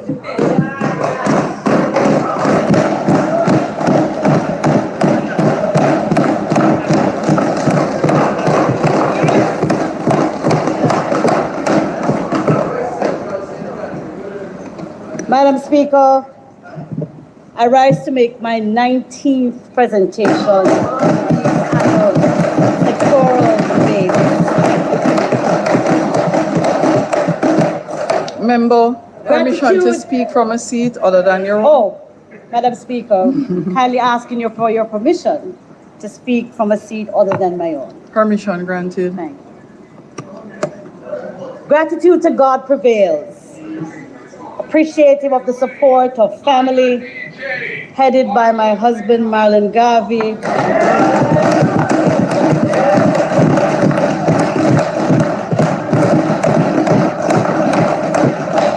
You are truly the wind beneath my wings.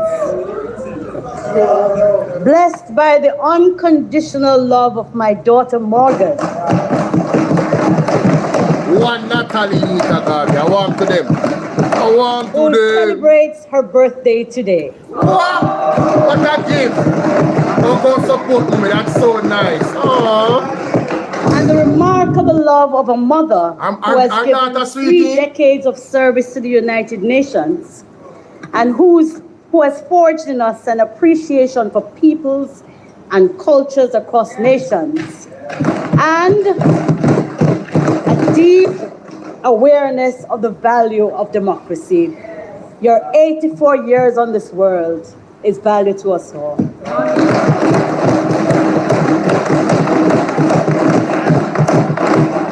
Thanks to my 4 counselors, Denise Murphy Bramwell, Patricia Harris, Dwight Burke, and Desmond Chambers, for the hard way.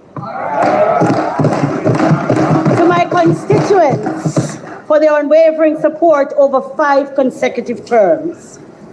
To the student leaders of Dintil Technical High School, one of the finest institutions in our country. And for the full solidarity of my colleague parliamentarians, headed by the leader of opposition, Mr. Mark Jefferson Gordon. I associate my colleagues opposite in the same sentence because you've also become part of my family.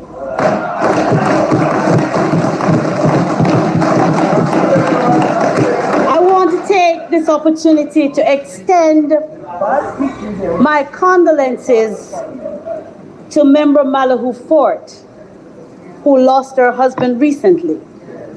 I understand grief, and today I pray for God's comfort on her and her family. One of class. The work of the members of Parliament is never done, whether through the falling rain or the extensive drought. Consequently, I must say thanks to my personal staff, my security, my team at the office, my constituency team, my colleagues in local government, because I also served almost a decade as a councillor myself.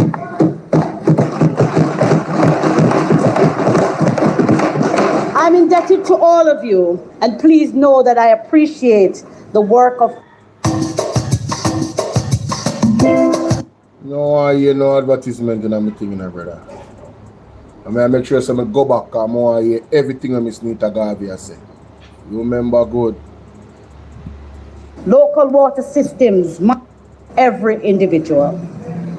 From solid waste management to road repair.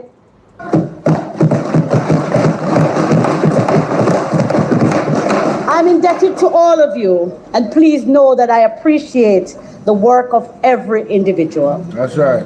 From solid waste management to road repairs, local water systems, markets, building permits, municipal infrastructure, to community participation, our local government is at the heart of everyday life. Its proper place is the backbone, not the background of Jamaican life. That's right. Madam Speaker, we have been at reform process for over a quarter of a century, and time come to deliver real results to the people. Let them know. There are moments in life, the life of a nation, when reform is no longer optional, when adjustment is no longer adequate, and when reimagination itself becomes a duty. This is such a moment. Today I rise not merely to speak about local government administration. I rise to speak about national renewal and to urge a fast tracking of its incomplete agenda of reform. For too long in Jamaica, we have misunderstood local government. We have treated it as an afterthought, an appendage to central government, a reluctant administrative cousin, summoned occasionally to clean drains, patch roads, trim verges, and bury our dead. We have mistaken local government for local housekeeping. Yet, in the great democracies of the world, local government is something far greater. It is government closest to the citizens. It is democracy made visible. It is service delivery made immediate. It is development made personal. And perhaps most importantly, it is where ordinary citizens that encounter the competence, compassion, or failure of a state. My God. When a market is unsafe, when garbage is not collected, when flood mitigation fails, when roads collapse, when permits disappear into bureaucratic limbo, when public spaces decay, citizens do not experience abstract policy failure. They experience government failure. Madam Speaker, Jamaica stands at an uncomfortable crossroads. Over 30 years, the reforms of the early 90s inspired hope. We were promised a transformed local government system, a modern architecture of democratic participation, greater autonomy, better services, stronger accountability, institutions responsive to communities rather than distant ministries. It was, in many respects, a noble ambition, but patriotism requires honesty. The dream of 1992 has not lived up to expectations. The truth must be spoken plainly in this honorable house. Our municipalities remain financially weak. Our local authorities remain administratively constrained. Decision-making remains excessively centralized. My God. Citizen confidence remains fragile. Innovation remains sporadic. And in too many communities, local governments survives not as a strategic engine of development, but as an exhausted mechanism of maintenance, which is not up to scratch. My God. We cannot reform what we refuse to diagnose. And diagnosis begins with candor. Too often governments have spoken proudly of decentralization when we know we are practicing the very opposite. We are holding authority. Too often local government has been praised ceremonially while neglected institutionally. Madam Speaker, one could be forgiven for concluding that in Jamaica we support local government in the same way some people like me support exercise. Passionate in theory, inconsistent in practice. That is funny, honey. A few murmurs of agreement and a burst of enthusiasm in a January New Year resolution. Yes. Then a rapid return to the old habits as the year progresses. That's right. That is the reality. That's a perfect analogy. A nation aspiring to first world standards cannot sustain third world systems of local administration. We speak proudly about becoming the place of choice to live, work, raise families, and do business. But greatness is not built exclusively in ministries in Kingston. Greatness is built in communities, in parishes, built where the people live. And therefore, local government is not peripheral to development. It is development. Madam Speaker, if Jamaica is to compete in the 21st century, we must stop governing communities as if efficiency, responsiveness, transparency, and innovation are luxuries. They are necessities. When one studies the most successful jurisdiction in the world, we encounter a consistent lesson. Whether in Singapore, in Denmark, in Canada, or highly effective municipal systems in parts of the United Kingdom, local government is treated as not as democratic bureaucracy. It is empowered. It is resourced properly. It is professionalized. It is digitized. It is measured and it is trusted. Citizens in those jurisdictions do not want to wait months to know whether a permit is approved. They do not want to go from office to office seeking signatures like pilgrims in search of revelation. Mighty God. They do not want to endure endless procedural uncertainty while systems apologize for inefficiency and call it patience. Madam Speaker, the Jamaican people deserve better. Of course. And the truth is, they are ready for better. The local government system cannot be a timid improvement upon yesterday. It must be transformational. So what then is the vision? It is a Jamaica where local government is competent, accountable, technologically advanced, financially empowered, and genuinely democratic. A Jamaica where municipal offices become centers of problem solving rather than monuments to bureaucracy. It must create a Jamaica where communities shape priorities instead of merely reacting to neglect. A Jamaica where local authorities are judged not by excuses, but by outcomes. A Jamaica where every citizen, whether in the urban centers of Spanish Town or the rural districts of Sligoville, experience governance that is visible, efficient, and dignified. We seek a second generation of local government reform. The unfinished promise of 1992 must now become the realized ambition of the 2030s. The vision is not partisan, because, Madam Speaker, garbage does not ask who you vote for. Street lights, if you can't get any. Don't ask which side of the fence you're on. Flood waters do not pause for political affiliation. And broken roads inconvenience every ideology.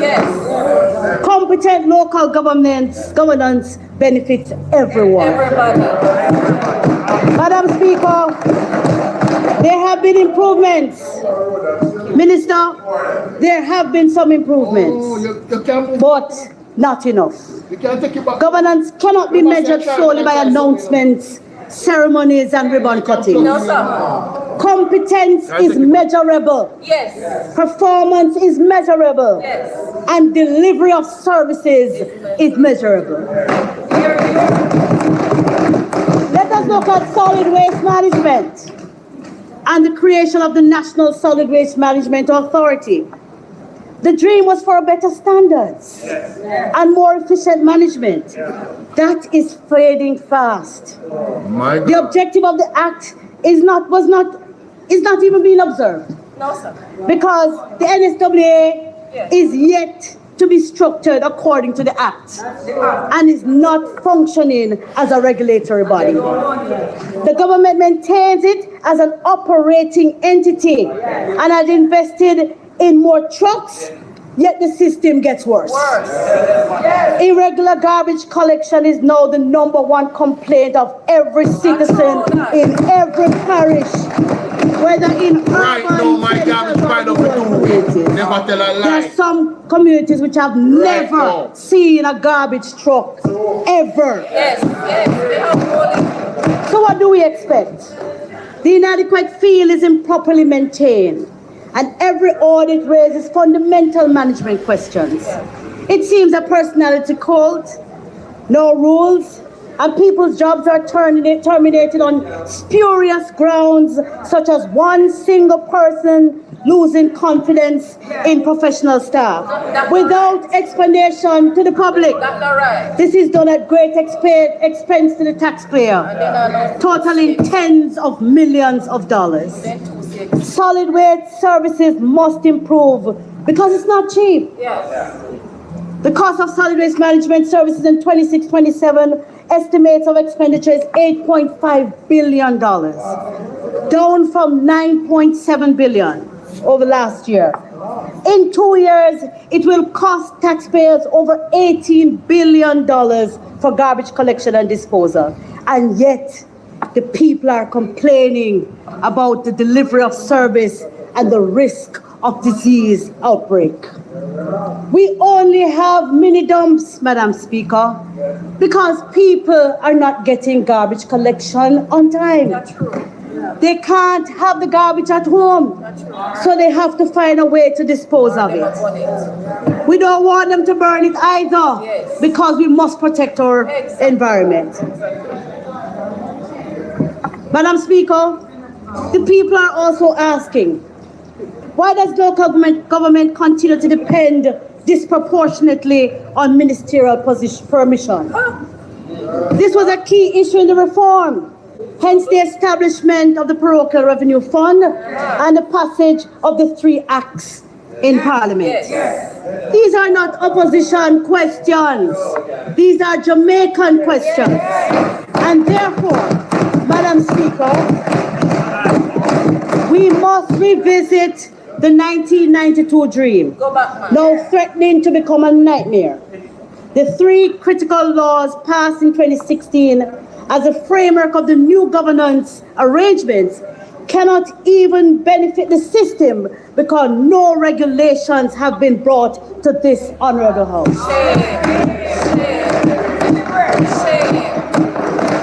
This government has no excuses. You have been here for 10 years. The government came last week and you promised a new building act while we still await the regulations of 10 years ago. What about other agreed reforms, including directly elected executive mayors, financial reform, and genuine municipal empowerment? What about accountability and measurable performance?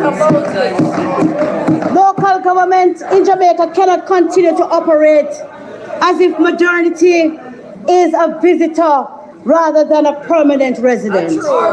Excellence requires courage. Courage to confront failure. Courage to abandon complacency. And the courage to modernize and to reimagine.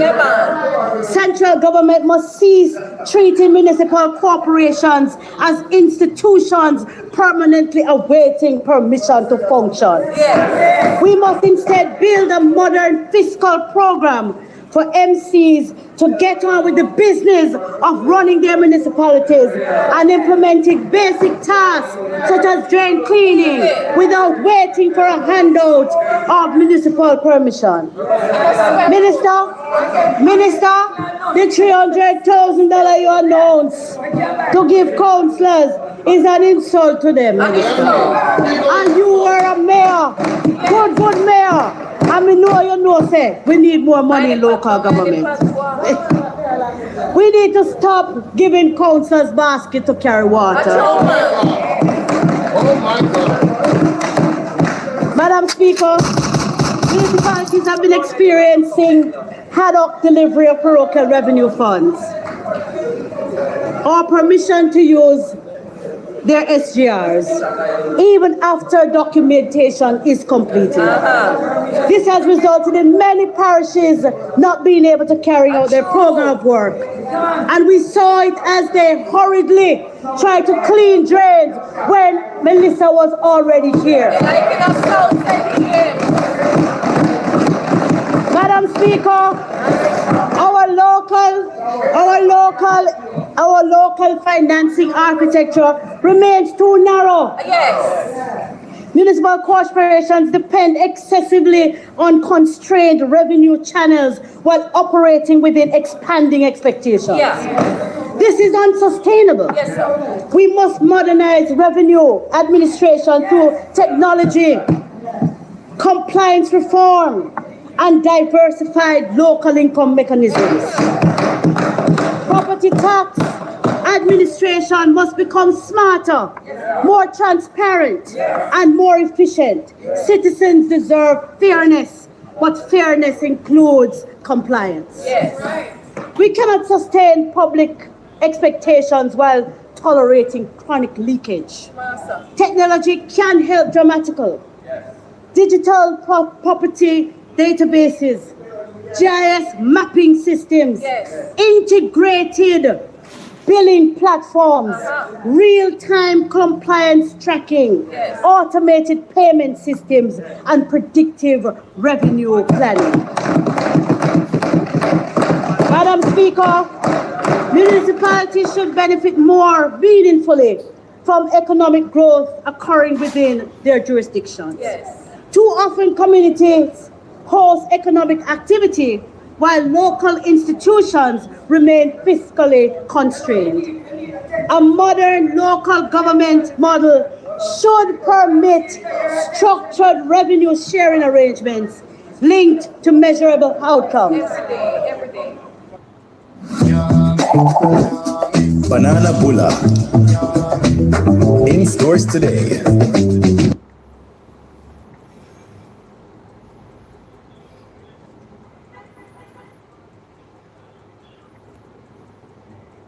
Industrial institutions remain fiscally constrained. A modern local government model should permit structured revenue sharing arrangements linked to measurable outcomes. Measurable outcomes like growth in tourism, commercial expansion, industrial activity.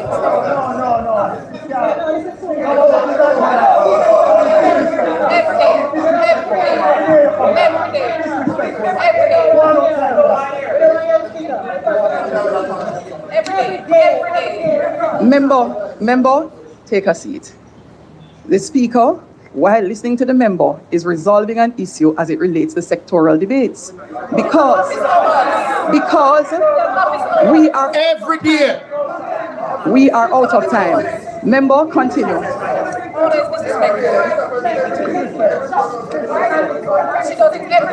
Every day. Talk up, Nikisha. So I'm back to the second point. Talk up, Nikisha. Municipalities should benefit more. Madam Speaker,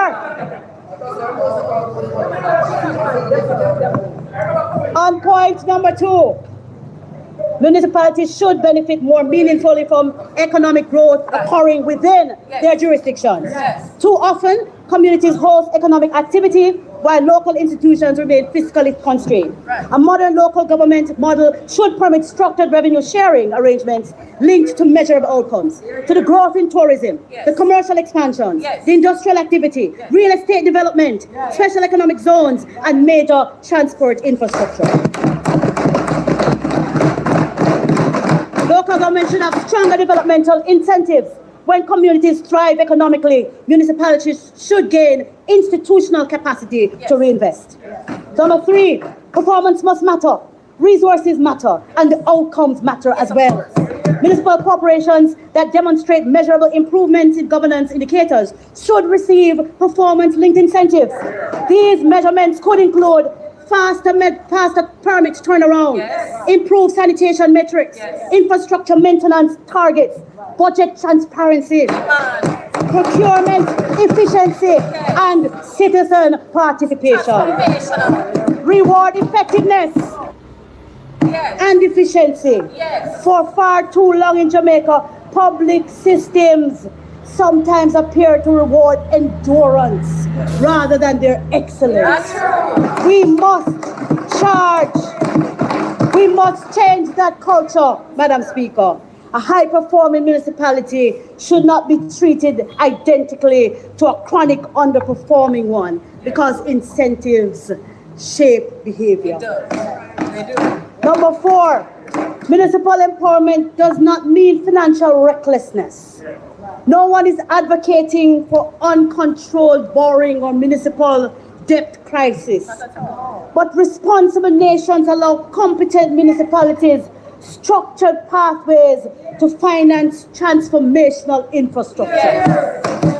their markets, the transportation hubs, the waste management facilities, the green public spaces, the public parking systems, properly governed municipal financing frameworks, infrastructure partnerships, and other development financing mechanisms deserve serious examination. Otherwise, what is the purpose of this reform?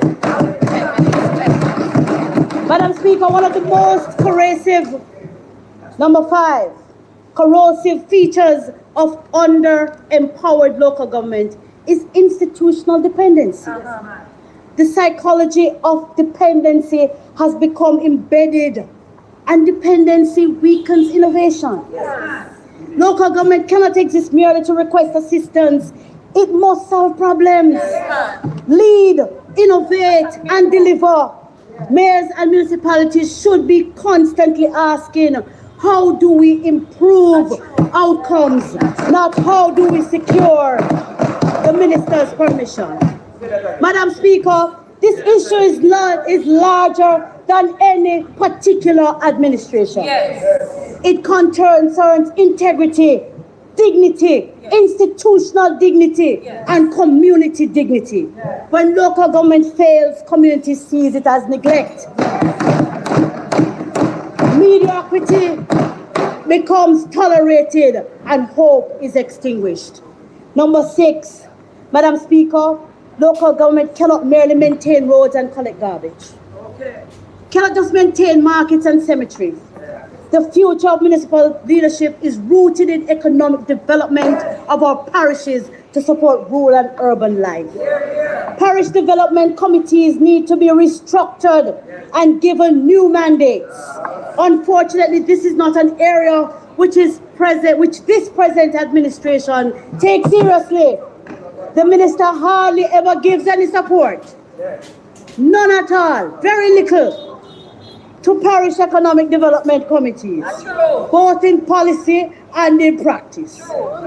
Their new mandate should include driving investment, coordinating business facilitation, supporting entrepreneurship, promoting local cultural industries, marketing parish competitiveness, and helping to fast-track parish projects. Madam Speaker, Jamaica is not short on intelligence. We're not short on talent. But one of the great things about Jamaica is that each parish has its own unique economic potential. The challenge is converting those advantages into real benefits to improve the lives of our people, especially in rural communities. We should be talking about which parishes attract the fastest business approvals, which expands youth employment, which vitalizes urban centers, which delivers cleaner public spaces. Jamaica desperately needs higher standards. We need to get local government out of the practice of arriving at the dinner table after the meal has been eaten. In Jamaica, if Jamaica is serious about a Millennium Development Goal achievement, especially becoming the place of choice to live, then the municipal capacity must be transformed and funded accordingly. Money alone can't modernize that. Which is why our next reform pillar concerns something transformational: the digitization of local government and the creation of smart, citizen-centered municipal services. If local government in Jamaica is to become world-class, it cannot merely think differently, it must operate differently. The 21st century citizen increasingly encounters a 20th century bureaucracy. That contradiction frustrates progress. We live in an age when Jamaicans can transfer funds instantly, speak face-to-face across continents, access information in seconds, and conduct sophisticated commercial transactions from mobile devices. Yet too often, a citizen seeking municipal approval encounters uncertainty, paper dependency, fragmented communication, or administrative silence. Madam Speaker, bureaucracy should not feel like archaeology. No. Citizens should not have to excavate information. Mighty God! Whoa! Emotional damage from office communication or administrative silence. Madam Speaker, bureaucracy should not feel like archaeology. No. Citizens should not have to excavate information. Whoa! They should not have to wander from office to office searching for updates as though governance is a scavenger hunt. Modern government must become visible, trackable, transparent, and responsive. This requires nothing less than a national program of municipal digitization. Madam Speaker, I therefore propose the creation of a Smart Jamaica, Smart Municipal Jamaica initiative. Not an acronym, simply a design to transform every municipal corporation into a digitally capable, citizen-centered institution. It means citizens should be able to apply for permits, licenses, and municipal approvals online.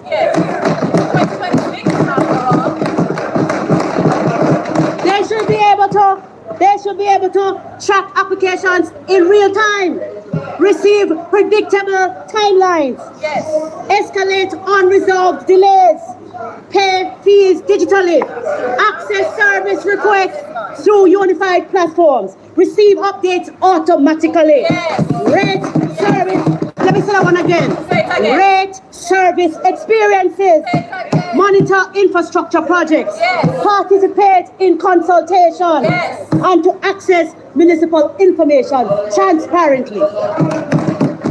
Madam Speaker, it's not a dream. Systems exist, and we can no longer delay this modernization through the application of digital technology. Madam Speaker, Jamaica must create a unified digital ecosystem connecting municipal corporations across Jamaica. A common platform, integrated standards, shared technology, interoperable systems, one citizen portal, one municipal identity framework, one national standard of responsiveness. Digitization must move beyond paperwork. It must be support resilience. It must know when gullies are blocked, which shelters are not working or resourced, which communities face elevated flood risk, where illegal dumping is occurred. Madam Speaker, technology should help save money, but most importantly, it should help save communities.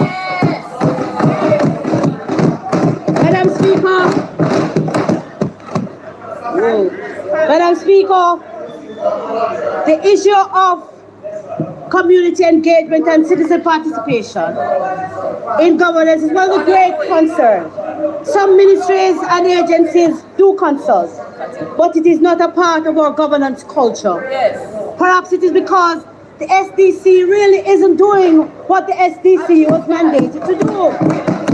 It was created with an ambitious mandate to reorganize communities, to build local leadership, strengthen civil participation, and to act as a bridge between citizen and the state. In principle, it should be one of Jamaica's most important institutions to facilitate grassroots democracy and community development.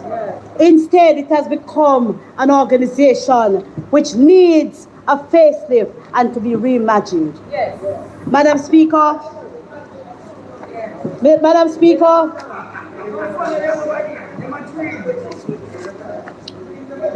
I see the time, and I heard your threats, and so I am going to conclude. I am going to conclude because I'm a disciplined member of parliament.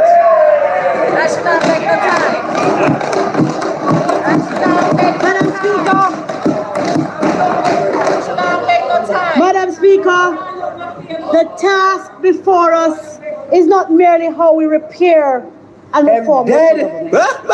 The question is, what kind of Jamaica do we wish to build? Yes. Do we accept a system in which citizens are too often spectators, consulted only at election time, and then left to navigate failing systems and failing services, inadequate local planning, neglected communities, and decisions made far from the people they affect? Or do we choose a Jamaica where governance is brought closer to the people, where communities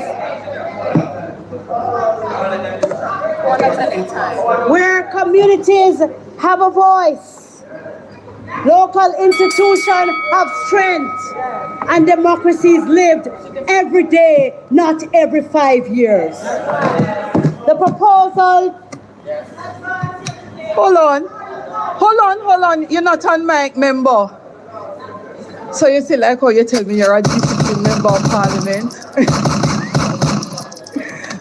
Anyways, no, it's okay. I'm going to give you the time to wrap up.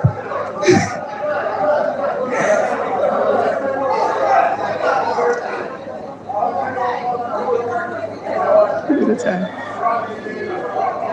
Anyways, I'm giving you the time to wrap up, member.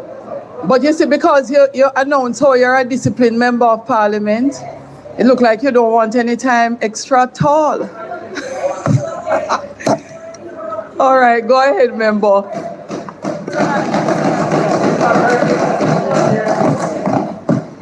The proposals advanced here today, Madam Speaker, are not abstract theories. They are practical, achievable, and rooted in a simple democratic principle. The people of Jamaica deserve a government that listens, responds, and delivers, beginning where life is lived. In our communities, in our districts, in our towns. For too long, local government has been treated as the forgotten arm of governance, expected to do more with less, burdened with responsibilities but denied sufficient authority, expected to expedite and inspire confidence while starved of modern systems, resources, and public trust. Yet across the world, the strongest democracies teach us a powerful lessons. Nations thrive when local government thrives. Prosperous countries are built not only from strong central governments, but from capable local institutions that solve problems quickly, involve citizens meaningfully, and create a culture of shared responsibility. Imagine a Jamaica where every citizen can digitally engage with their municipal corporation. All right, member. Track projects in real time. Member, your extra minute and a half is finished, in so wrap budgeting. Imagine the local authorities, neighborhood councils, youth advisory structures, citizens' assemblies, and transparent decision-making processes. Jamaicans have never lacked talent.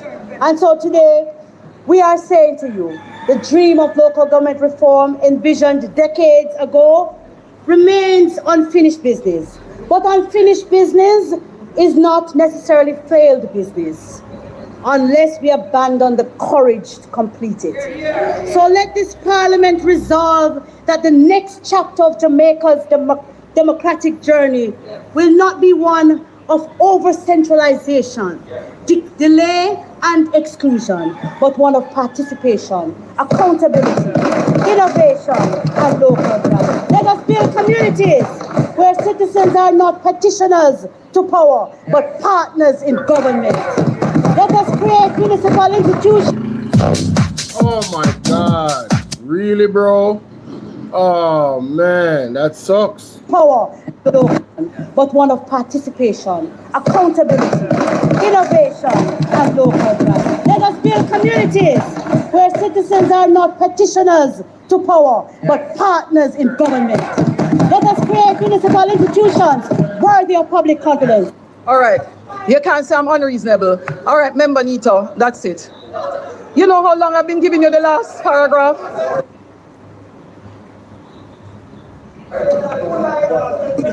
Let us finally bring government closer to the governed. When citizens participate, democracy deepens. When communities are empowered, nations prosper. And when local government works, Jamaica works. God bless Jamaica. God bless the...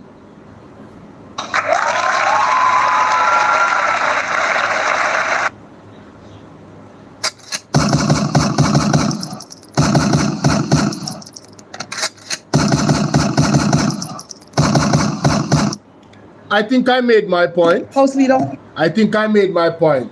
When the PMP is celebrating and making noise around their mic, she turn off the mic immediately. I'm going to give her credit for her the time, you know, but I was watching this part of it. Anytime the PMP is celebrating, ladies and gentlemen, the speaker that just spoke, she mute the mic immediately. Go back and listen to when Delroy Chuck finished his speech. Oh, you see them, you understand? Them just Lego themselves. But this is what they do. This is what she does. But credit to the speaker for giving her the extra time. Credit to her for that. I still give her credit, but I still point out the clear biases same way. She wasn't as demonstrative today again. She go on good my side.